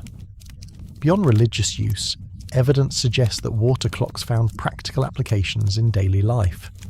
Merchants may have used them to regulate trading hours or settle agreements, timing transactions to the minute. Artisans and workshop owners might have paced their labour according to the water clock's measured flow, balancing the demands of precision craftsmanship with the rhythm of time. Historians still debate how widespread these devices were outside temple grounds, but the clepsydra's presence hints at an emerging culture that valued punctuality and order. You imagine a potter in a nearby workshop carefully shaping a vessel on a wheel. After forming the clay, the potter must wait for it to dry to just the right consistency before firing it in the kiln. While the sun and air provide some clues, the water clock offers a more reliable measure of passing hours. The potter's steady gaze shifts between the spinning wheel and the water's drip, blending human skill with mechanical timing. This quiet synchronization creates a soft background hum, a blend of craft and clock that fills the workshop. In the scribes' quarters, time takes on a legal and economic dimension. Contracts, laws, and royal decrees must be recorded at precise moments. The timing of these documents can affect ownership, debts, and political power. Scribes treat their work with reverence, knowing that a moment's difference could alter the fate of kingdoms or commoners alike. They use time as both a tool and a safeguard, embedding the exact hour and day within the clay tablets to ensure clarity and order. Yet despite these innovations, nature still holds immense sway over Mesopotamian life. Farmers outside the city rely on the sun's position, star patterns and seasonal cycles to determine planting and harvest times. Their calendars are celestial, tied to the rhythms of the earth and sky. This coexistence of mechanical and natural timekeeping marks a society in transition, one balancing respect for cosmic cycles with a human desire for order and precision. This duality also shapes the social structure. Those who control timekeeping devices, priests, officials, and merchants, wield a subtle form of power. Managing schedules, rituals, and trade hours means organizing the flow of life itself.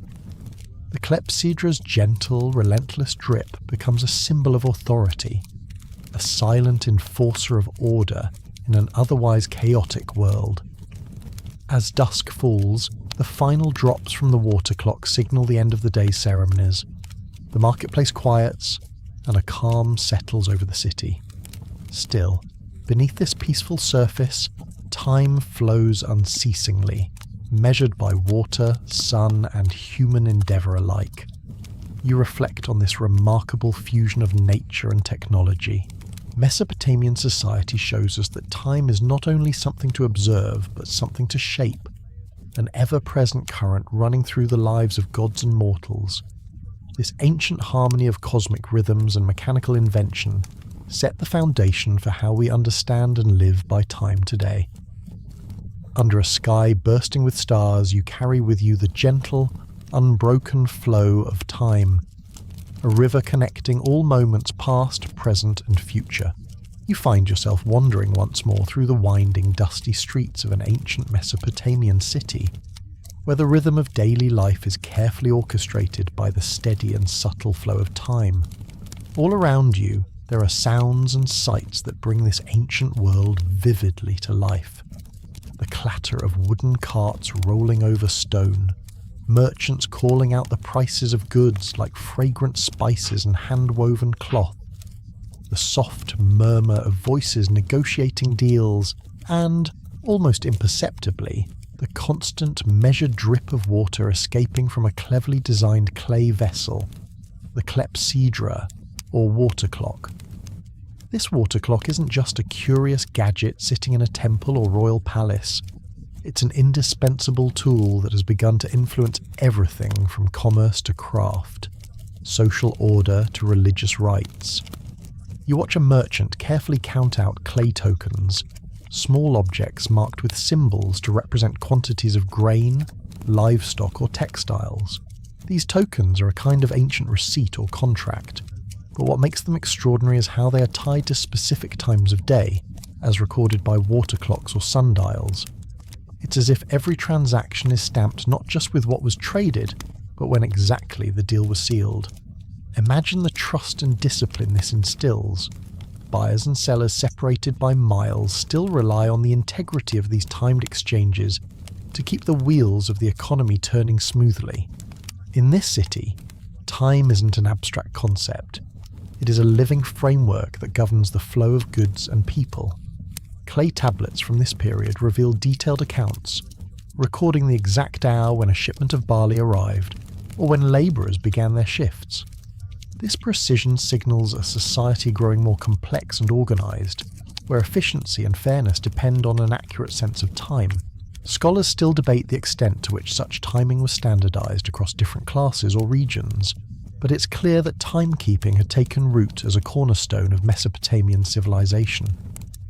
But Mesopotamian trade didn't stop at the city gates. It stretched far beyond, across vast deserts and rugged mountains, along the earliest trade routes connecting diverse cultures and economies. Caravan leaders guided their camels and donkeys not only by the landmarks, but by the stars. The waxing and waning of the moon, the bright morning and evening star Venus, and the predictable march of constellations provided a celestial clock, a cosmic counterpart to the clepsydras' earthly drip. While portable water clocks are not definitively confirmed on these journeys, the dual use of mechanical and natural timekeepers reveals a sophisticated blend of technology and tradition. Traders knew that mastering time meant mastering survival, profit, and social connection. Inside the city's workshops, the importance of timing is just as tangible. You picture a bronze smith tending his furnace, watching the glowing metal with a practiced eye as it heats to a precise temperature. The water clock's slow, measured drip serves as his silent assistant, helping him time the melting and casting process to perfection. Too brief a heating, and the tools crack or shatter. Too long, and the metal softens or warps. This delicate balance of heat and time creates tools and weapons that will serve the city for years to come. Potters use similar timing to fire their ceramics just right, while weavers and carpenters pace their work with comparable care. In every craft, the clepsydra and sundial lend a rhythm, a gentle structure to human effort. Timekeeping also weaves into the social fabric of Mesopotamia. Public events, whether announcements by the city magistrate, court sessions settling disputes, or festivals honouring the gods, happen according to strict schedules, dictated by the readings of water clocks and sundials.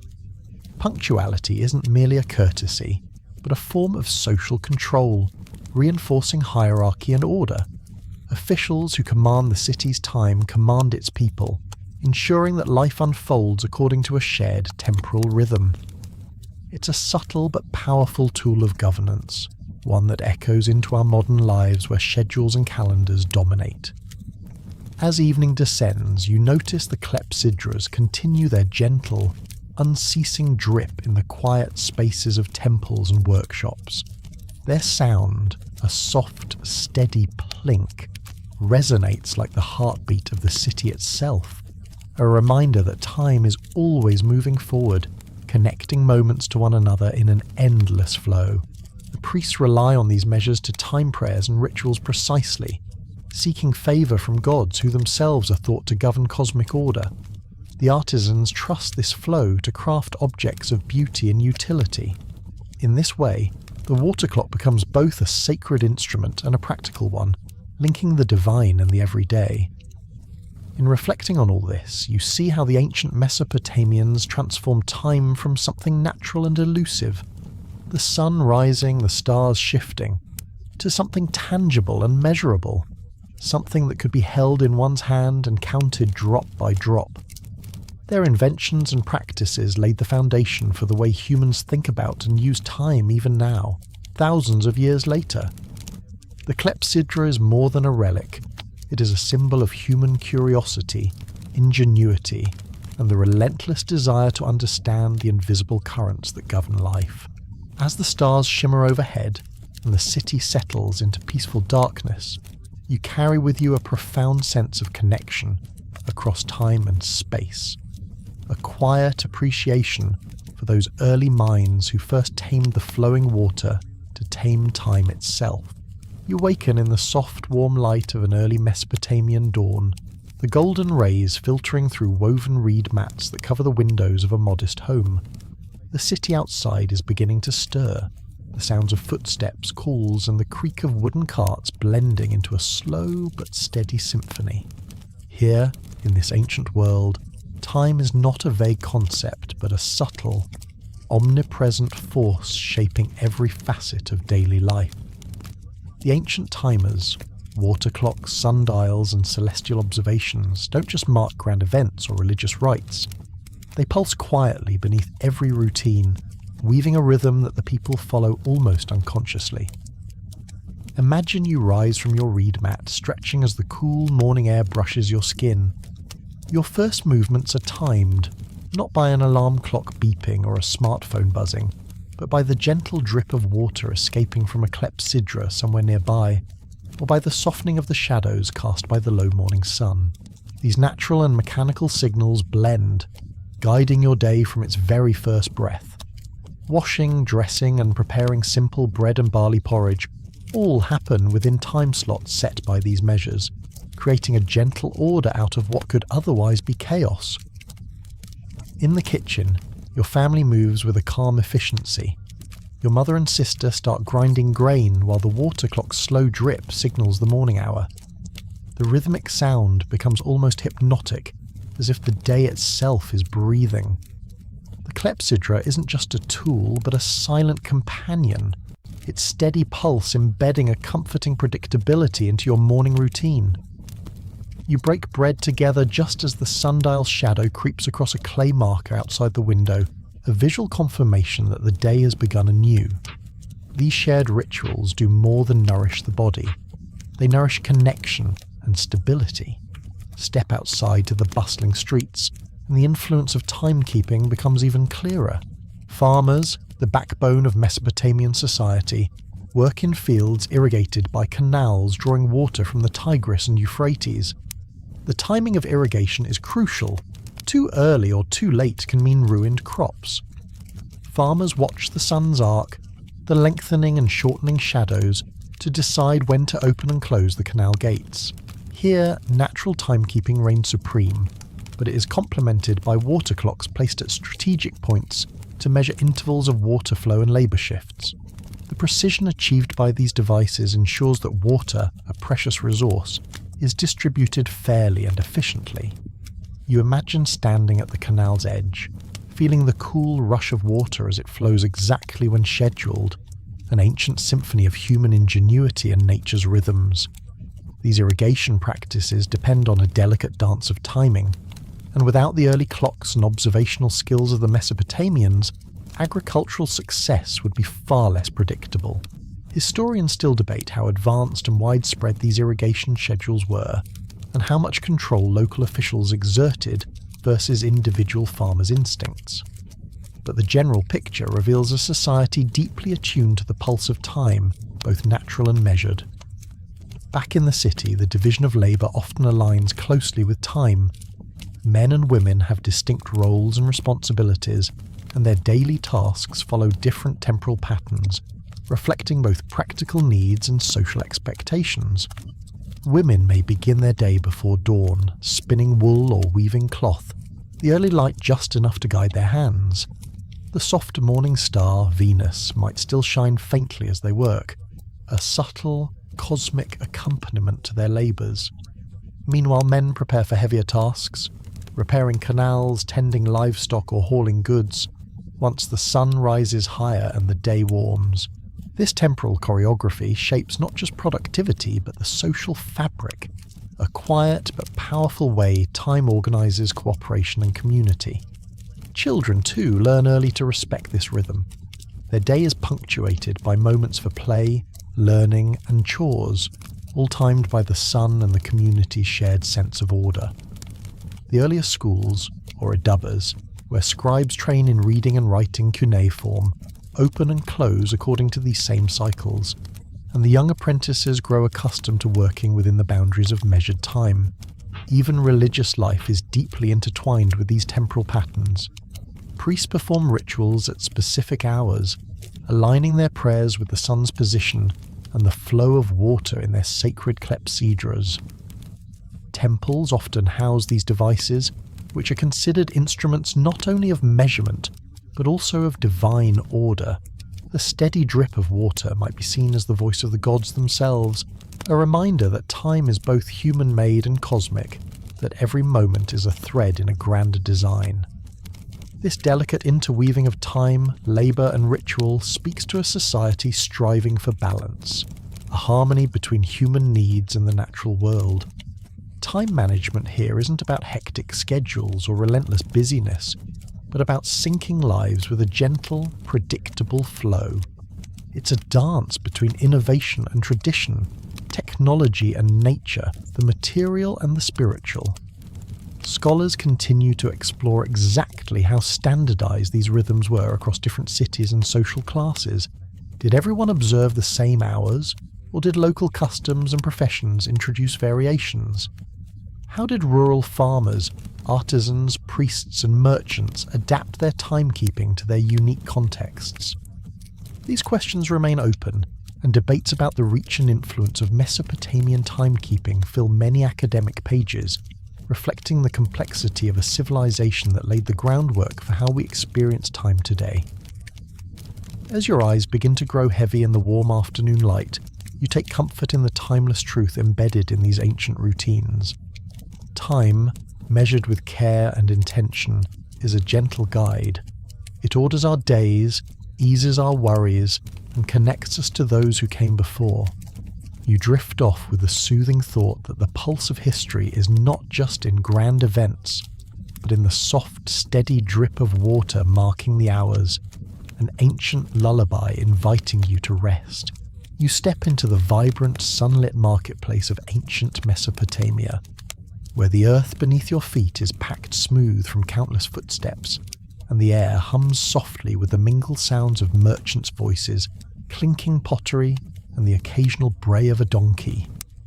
This isn't just a place for buying and selling, it's the very heart of a civilization, a place where time itself is carefully measured and respected, quietly guiding the flow of daily life in ways you might not immediately notice. Here, the ancient Mesopotamians rely on clever inventions like water clocks and sundials to bring order to the bustling chaos, timing their activities with a subtle grace that helps the marketplace run smoothly. Imagine a water clock, or clepsydra, perched on a merchant's stall, a simple yet ingenious device made from alabaster or fired clay. Water drips steadily from one vessel into another, marking the passing moments in a soft, rhythmic way. Unlike the sharp alarms of modern clocks, the gentle drip doesn't shout but whispers, setting a slow, measured tempo for the day's business. You watch as a trader times the start of an auction, or the closing of his stall by the falling water level, its quiet presence guiding the ebb and flow of trade without ever demanding attention. These water clocks were prize tools, not just for their practicality, but for the calm they brought to a busy place. During the bright hours, sundials supplement the water clocks. Their carved stone surfaces catch the sunlight, casting shadows that move predictably across etched lines. Merchants and shoppers alike glance up to judge the hour, aligning their schedules with the sun's slow journey. The sundial's shadow marks not only the time to open stalls and close deals, but also signals breaks and prayer times, embedding temporal structure into the very rhythm of the city. It's fascinating to consider that thousands of years before our smartphones, these ancient tools allowed people to coordinate complex activities, from trading rare lapis lazuli to conducting official ceremonies. Timekeeping in the marketplace is more than just keeping appointments. The very layout and operation of stalls follow an invisible clockwork. Merchants open and close at specific times, helping prevent overcrowding and giving buyers a chance to explore calmly. The earliest forms of time stamping appear here too. Contracts and receipts etched in cuneiform clay tablets include precise time marks, binding transactions with a shared understanding of when they occurred. This helped reduce disputes and foster trust in an environment filled with strangers and valuable goods. Behind the scenes, scribes work diligently to log these time transactions. You might picture a scribe seated in a shaded corner, the steady drip of a nearby water clock marking his pace as he records debts, taxes and shipments. Their records form the backbone of the city's economy, helping temple officials and rulers keep track of resources flowing through the marketplace. Historians still debate how centralized this record-keeping was. Did the temples hold exclusive control, or did merchants maintain some independence with their own timekeeping methods? This question speaks to the delicate balance of power and commerce in Mesopotamian society. Interestingly, timekeeping devices sometimes took on symbolic or even playful roles. Public auctions and festival contests were timed by water clocks, adding a measured suspense that made events fairer and more engaging. You might imagine an auctioneer carefully watching the slow drip, announcing the end of bidding as the last drop falls, turning an ordinary market day into a social occasion. Some wealthier merchants even carried small portable water clocks as a sign of status, a symbol of their command over time and order, a bit like showing off a fancy watch today. As the sun dips lower, the sundial's shadows stretch long, signalling that the marketplace's vibrant energy is winding down. Merchants begin to pack their goods, conversations quiet to a soft murmur, and the crowd thins. The careful orchestration of time extends beyond business, structuring moments of rest and socializing. Workers gather in communal spaces to share news, stories and plans, all aligned by the city's shared temporal rhythm. This subtle system of measuring and respecting time does more than just keep the marketplace functioning smoothly. It weaves a social fabric that connects people across different roles and backgrounds. Time is a language everyone here understands, from the farmer bringing his grain to market, to the scribe documenting a contract, to the merchant timing a delicate sale. The Mesopotamian mastery of timekeeping devices laid the groundwork for complex economies and societies, a legacy that quietly persists in our own world. As you take a deep breath and let the bustling sounds fade, the gentle drip of water and shifting shadows linger in your mind. These soft rhythms born thousands of years ago continue to echo, a soothing lullaby from a civilization that first learned how to tame time itself. You feel yourself drifting, carried gently by this ancient pulse toward a peaceful rest. You leave behind the lively marketplace and walk toward the quieter, more contemplative heart of ancient Mesopotamia, the temple complex. Here, the very air feels different, cooler, shadowed by towering mud brick walls and filled with a faint scent of incense and crushed herbs. This is a place where time takes on a sacred quality, no longer just a tool for trade or daily routine, but a bridge connecting the earthly world to the divine. Inside these temple courtyards and halls, priests and temple officials carefully use water clocks and sundials, not merely as practical instruments but as essential devices for maintaining cosmic order, what they called me, the set of divine laws and rhythms that govern existence itself. In the temple, the water clocks you saw in the marketplace become grander and more intricate, crafted from alabaster, stone, or even metal.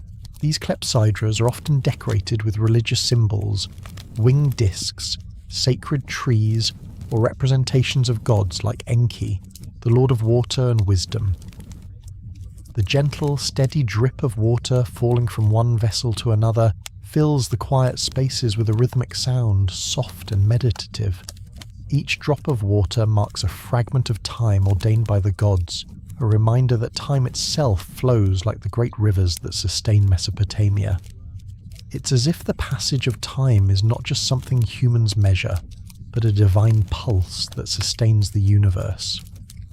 You watch as the priests gather to begin their daily rituals, their movements timed precisely by these water clocks.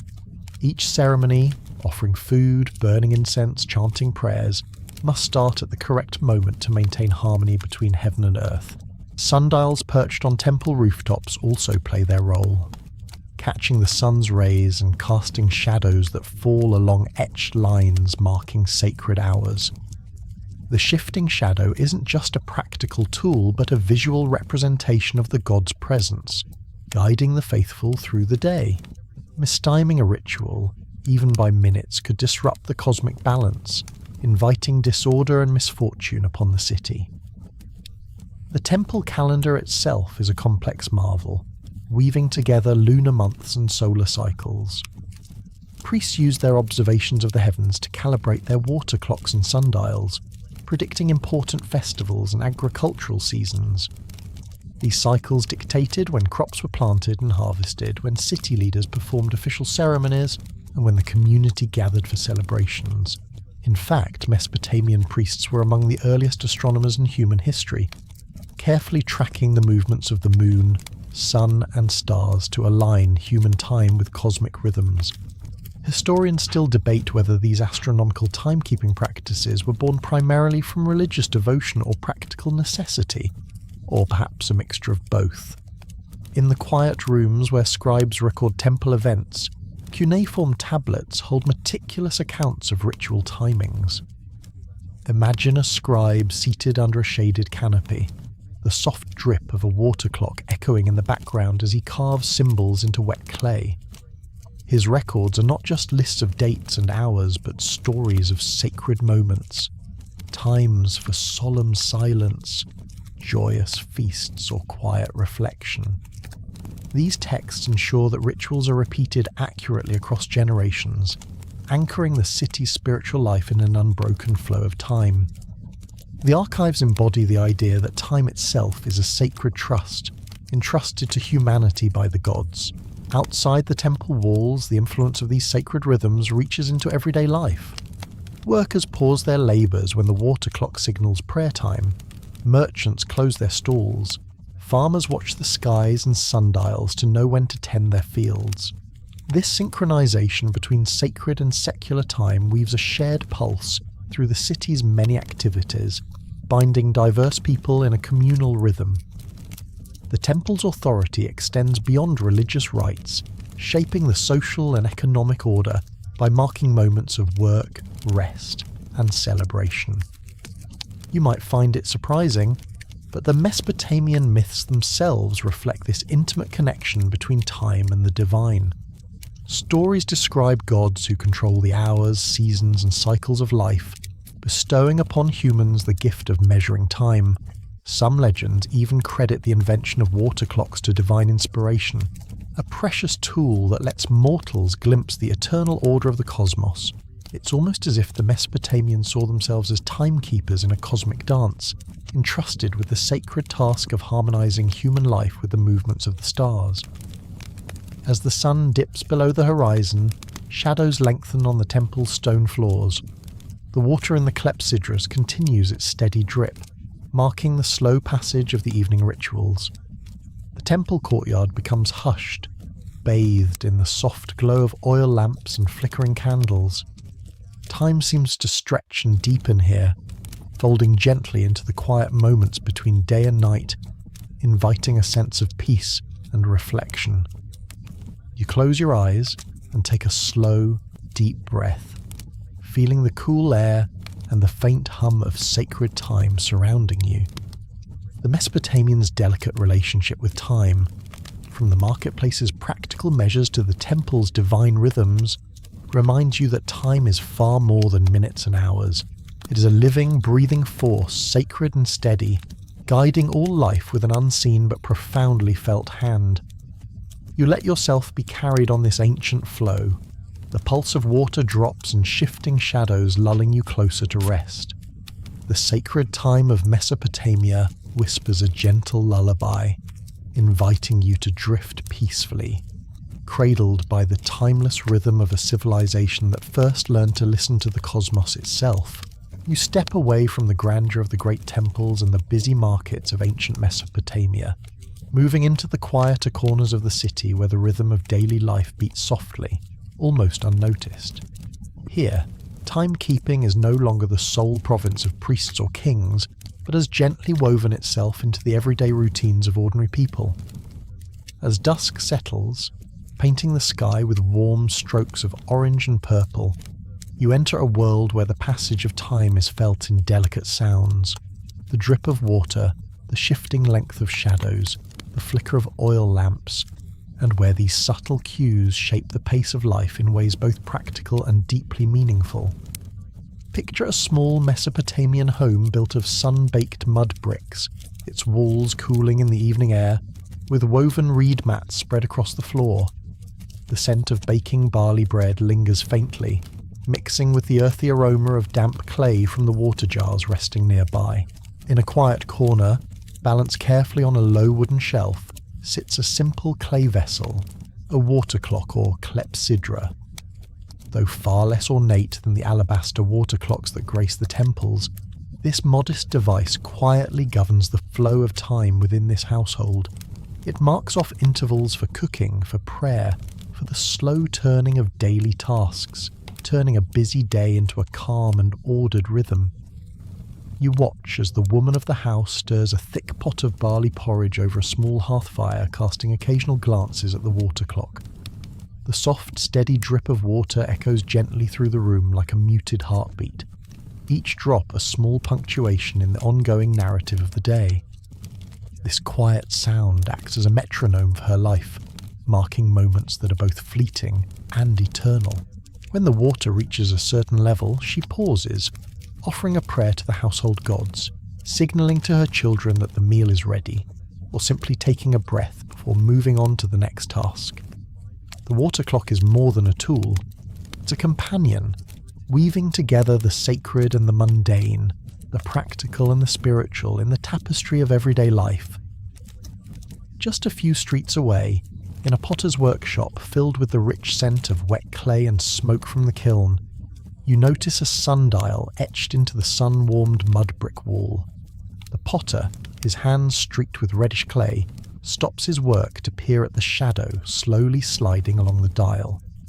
This simple device serves as his quiet assistant, guiding him through the stages of his craft, shaping the clay, allowing it to dry just enough, and knowing the precise moment to fire it in the kiln. Timing is everything. Too long in the drying stage and the pot may crack. Fire it too soon, and the clay remains fragile. The sundial marks the steady movement of the sun, helping the potter pace his work and his day with a natural gentle rhythm. Nearby, a weaver's fingers move deftly through threads stretched tight on a loom. The soft rustling of fibres mixes with the murmur of the city beyond her window. Beside her sits a small water clock, its slow drip measuring the hours she must spend preparing the threads before weaving begins. This device brings a natural cadence to her labour, linking the celestial rhythms of the sun and moon with the tactile art of cloth making. Here, time is both invisible and tangible, a force that shapes every movement, every stitch, every breath. Historians still debate how widespread these domestic timekeepers were. While large water clocks and sundials are well documented in temples and royal palaces, evidence for their use in everyday households is more scarce and fragmentary.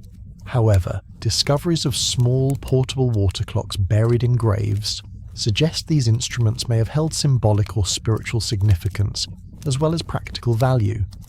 Some scholars propose these timekeepers were talismans, markers of one's control over the flow of life, or guides for the soul's journey beyond death. The question remains open, reflecting the complexity of how Mesopotamians understood time, not just as hours and minutes, but as a sacred cosmic force. As night deepens, oil lamps flicker to life across the city, casting warm pools of light that soften the sharp edges of the mud brick walls. Families gather in quiet clusters, sharing food, stories, and gentle laughter. Time is no longer tracked by instruments, but by the natural rhythms of the fading sun, the rise of the stars, and the cool, whispering breeze that drifts through open windows. Yet somewhere in the background, the slow, steady drip of a water clock continues, an ever-present pulse, a heartbeat marking the endless flow of moments.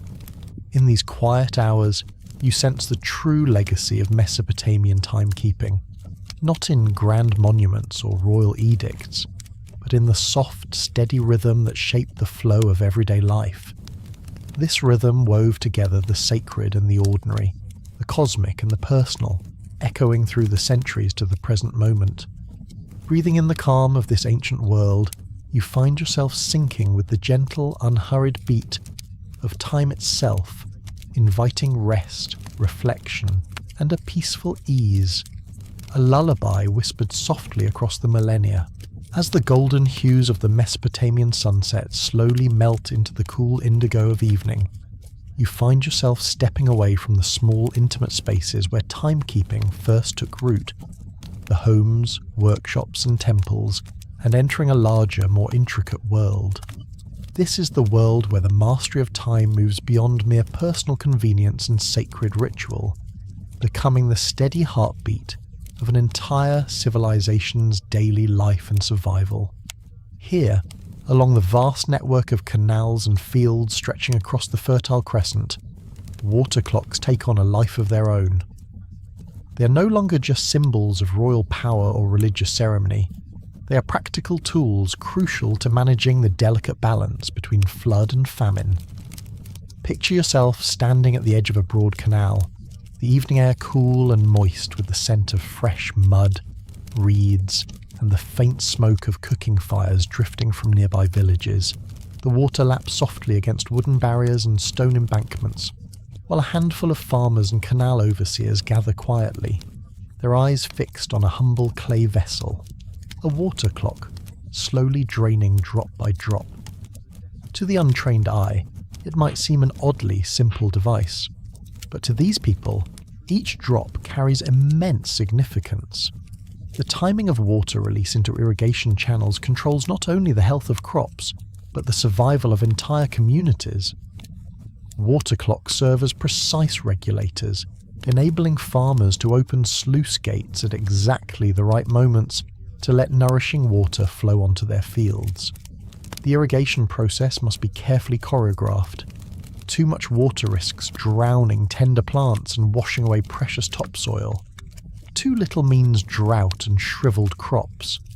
In this way, the water clock transforms an unpredictable natural force into a dependable rhythm, a reliable partner in the annual dance of planting and harvest. The Mesopotamians understood deeply that their fate was tied to these subtle flows, both of water and time. This blend of technology and nature also carries spiritual weight. The Mesopotamians believed that controlling water's flow through timed irrigation was a sacred act, a way to maintain harmony between human activity and the divine cosmic order. Water was not just a resource, it was a living sacred force, a gift from the gods to be carefully managed. Some priests even conducted rituals synchronized with the water clocks, invoking divine blessings to ensure the success of the crops. Here, timekeeping devices become conduits for spiritual connection, bridging the earthly and the celestial. Historians still debate how uniform this system of water clock-based irrigation was across Mesopotamia. Some suggest each region developed its own methods, adapting clocks to local conditions like canal size, seasonal variations, or social organisation.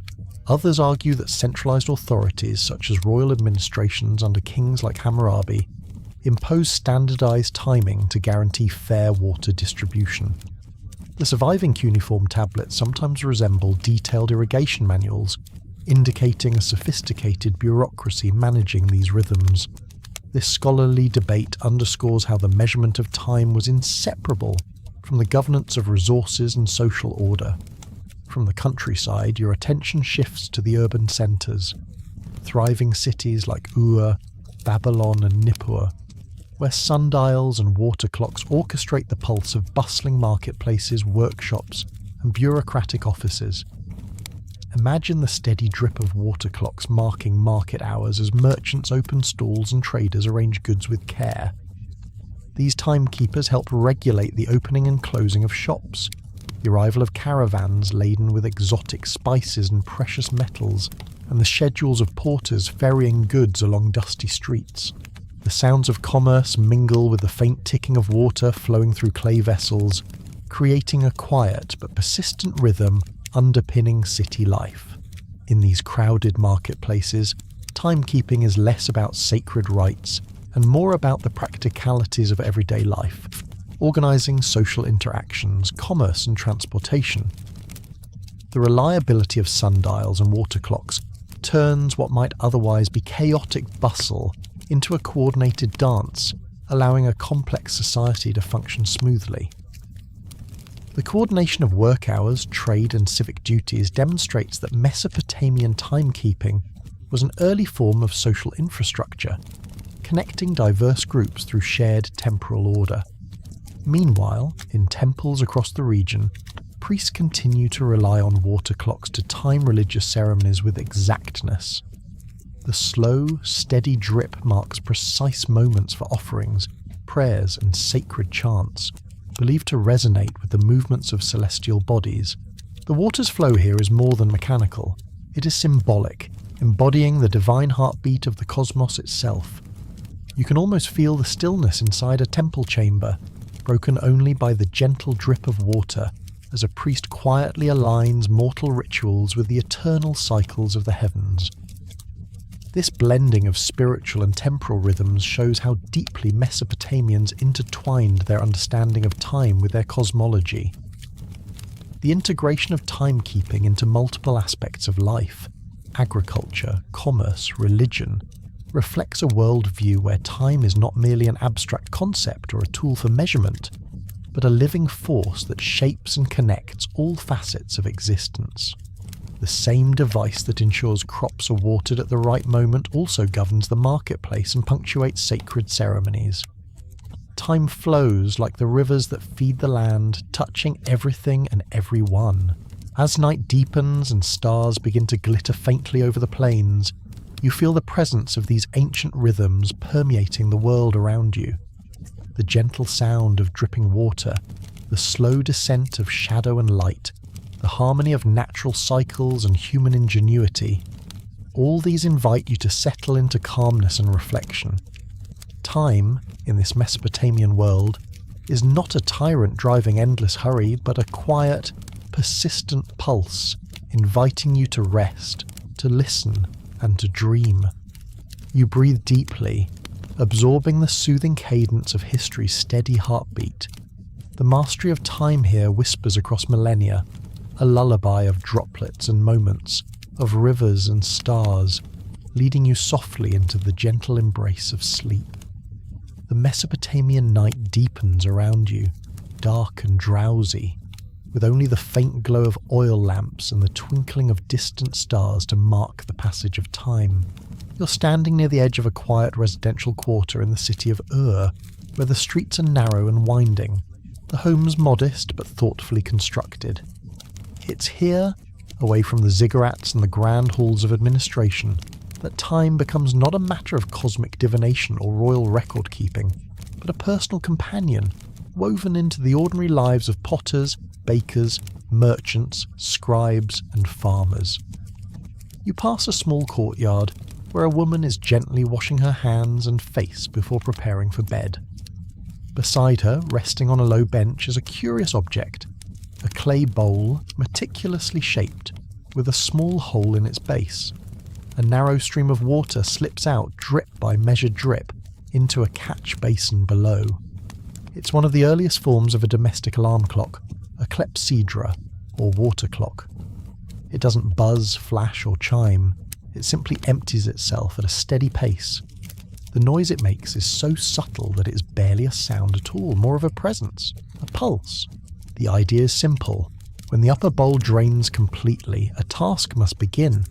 A prayer, a shift change, a walk to the marketplace, or just the slow act of waking up. This quiet ritual turns time into something tactile. You don't just feel it, you hear it, you see it, you live it. Though these early alarm clocks were not ubiquitous, they were known in wealthier households and among scribes and artisans with more structured days. People in Mesopotamia, after all, were not governed by the rigid hour-by-hour calendar of modernity, but their days were not as loose as you might imagine. The presence of temples, workshops, markets, and legal offices necessitated a kind of informal punctuality. You had to know when to show up with your goats for bartering, or when the beer rations would be distributed at the palace granary. Time wasn't the ruler, it was the rhythm. One of the most remarkable things about these clocks was not just their construction, but their placement. Many homes had these devices in central locations, in courtyards, kitchens, or near sleeping mats. They marked time gently but clearly, helping entire households keep a sense of collective routine. Children knew when they were expected to stop playing. Bakers could estimate how long their loaves had risen. A lullaby, in a way, set not by voice but by water. There's evidence, mostly from tablets and later commentary, that these water clocks were also used for surprisingly intimate tasks. Some sources suggest that they were used to time baths or massages with scented oils. In temples, they were used to keep track of the sacred intervals for offerings or chants. A priest might know precisely when to light incense or pour libations because a bowl of water had finished draining. This sense of precision wasn't bureaucratic, it was devotional. Timekeeping in this world wasn't just functional, it was sacred. Water, the giver of life, also measured its pace, and yet even in these solemn uses there is something deeply human. You picture a young temple attendant, groggy-eyed before dawn, tasked with monitoring the water clock for the morning's first rite. He dozes beside it, counting drips like a lullaby, a soft rhythm keeping him grounded. It's peaceful, soothing, and maybe just a little boring, but in the best way possible. Historians still argue over just how common these domestic water clocks were. The devices themselves were made of clay, and very few have survived in clear datable contexts. Some scholars argue they were luxury items, signs of elite life. Others suggest they were more widespread, passed along by oral tradition and home instruction. What's clear is that their presence, whether in the home of a merchant or the temple of a god, speaks to an early human desire that we still share today, the wish to control time without being overwhelmed by it. You pause at a small scribe's house. Inside, by lamplight, a man is brushing lines onto a clay tablet. Next to him, a sand-filled timer rests, a different kind of clock where sand trickles through a narrow channel. Though rare and not as reliable as the clepsydra, sand timers appeared in some Mesopotamian sources. He uses it to time copying tasks, to measure the drying of ink, or even to practice writing at a regular pace. There's something oddly touching about this. A man writing for hours, his only companion a little mound of sand moving slowly, steadily beside him. In another home, a baker uses a dripping bowl to monitor his oven. Mesopotamian ovens, domed and smoky, couldn't be set to a digital 350 Kiev. Instead, bakers relied on time and intuition. Water clocks helped them pace themselves. When the bowl had emptied once, the dough was ready twice, and the flatbreads might burn. It's a clock, but also a recipe, passed down through trial and error, intuition, and the comforting knowledge that someone has done this before. Elsewhere, in the corner of a child's room, a mother teaches her daughter to measure time by watching the light move across a sundial, etched into the windowsill. It's not precise, but neither is bedtime. What matters more is the feeling that time is something you can see and learn to follow, like a star or a river. What emerges in these quiet vignettes is a sense of peaceful order. Time in ancient Mesopotamia wasn't something that rushed or harried you. It didn't scream through the morning or chase you through your day. It was soft, almost invisible, a rhythm of dripping water, a shadow shifting, a handful of sand. It reminded people when to wake, when to pray, when to bake bread, and when to lay down to rest. In many ways, these early alarm clocks and household timekeepers were acts of reassurance. They promised that the world made sense, that things would happen when they were meant to, that life could be measured without being dominated. Even now, thousands of years later, you can hear the slow, steady rhythm of water falling into clay, feel the fading warmth of the day in a courtyard, and imagine the calm comfort of knowing that your life has a rhythm, and that rhythm is gentle, slow, and steady. Let that rhythm guide you now. Let the trickle of water, the drift of sand and the slide of sunbeams settle you deeper into stillness. You don't need to count the moments, just feel them, one drop at a time. The final traces of twilight are slipping away as you find yourself walking beside the wide canals that snake through the edges of the city. They shimmer faintly under the starlight, black and glassy and calm. The air smells faintly of mud brick and barley, of river reeds and distant oil lamps. A gentle wind stirs the papyrus, carrying with it the faint sound of dripping. Perhaps another clepsydra, hidden inside one of the homes across the water. Or perhaps it's just the sound of time itself, ever trickling.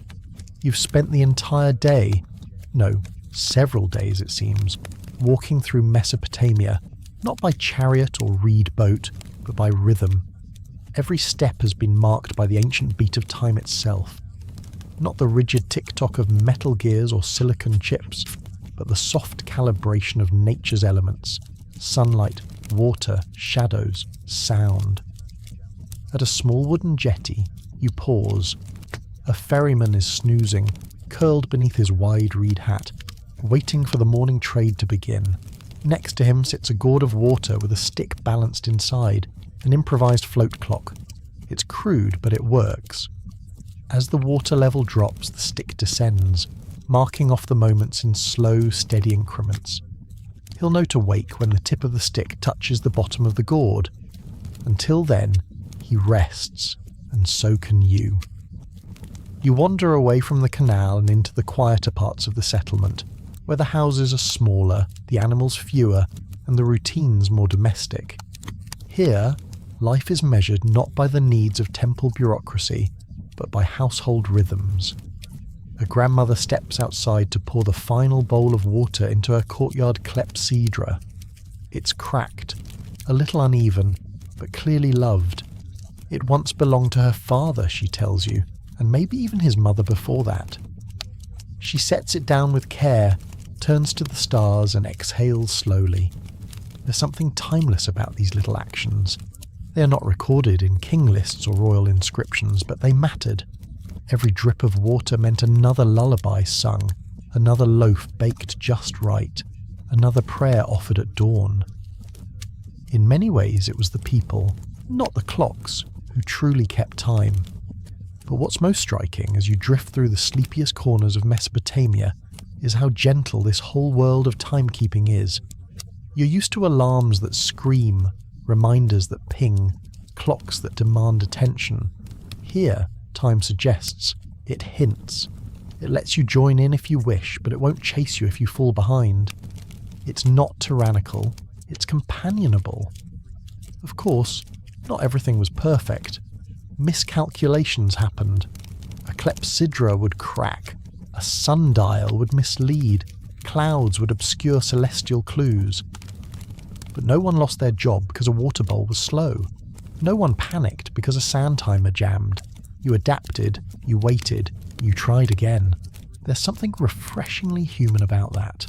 Historians still debate whether these devices evolved in Mesopotamia first, or whether similar methods were invented independently in Egypt or the Indus Valley. It's possible, even likely, that different cultures created their own versions of timekeeping around the same period, inspired by the same basic human need: to measure without rushing, to understand without dominating.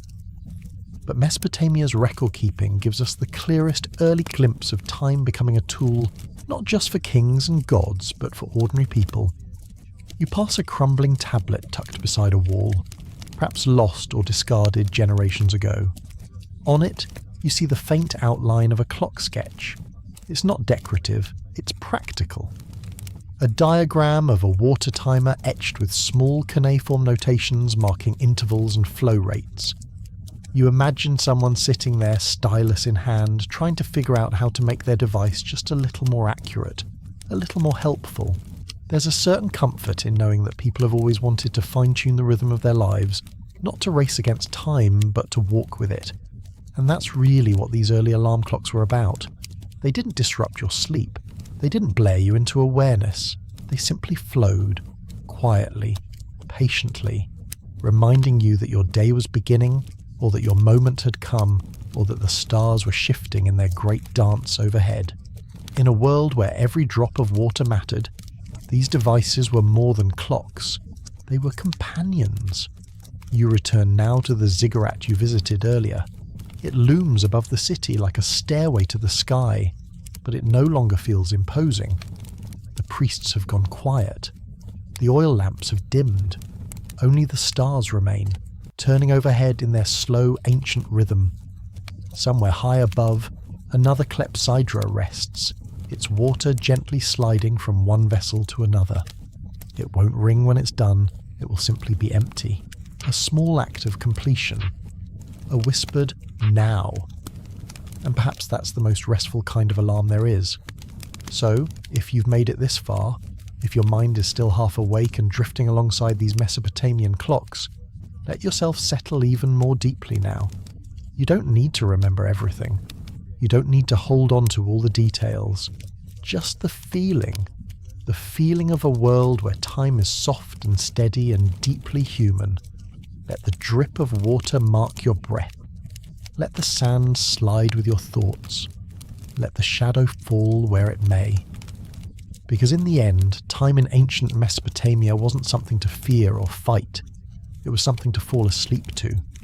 And now, with the last echoes of temple chants fading into the stars, you find yourself returning, slowly, softly, to your own stillness. The journey through Mesopotamia's world of gentle clocks has brought you into the heart of a civilization that measured time not with urgency, but with care. So let your breathing slow, like the flow of water through a clepsydra. Let your thoughts scatter gently, like grains of sand through ancient fingers. Let your mind soften, like clay pressed and reshaped by years of gentle use. There's no more need to focus, no more footsteps to follow. You've walked the alleys of Ur, peered into sacred temples, sat beside sleepy scribes, and watched the night unfold through ancient eyes. You've learned how people once woke to the rhythm of dripping water and tracked the sun by its shadow on plastered walls. You've seen that time doesn't have to shout, it can whisper. And as you lie here now, wherever you are in the world, maybe you can take a piece of that Mesopotamian quiet with you. The sense that life can be rhythmic, not rushed. That the passing of a moment can be a lullaby instead of a command. That even an alarm clock can be an invitation, not a disruption. So, rest easy. Time will keep flowing with or without you, out. And just like the stars over Babylon, it will keep turning long after you've drifted off. Sleep well. End of story. Sweet dreams.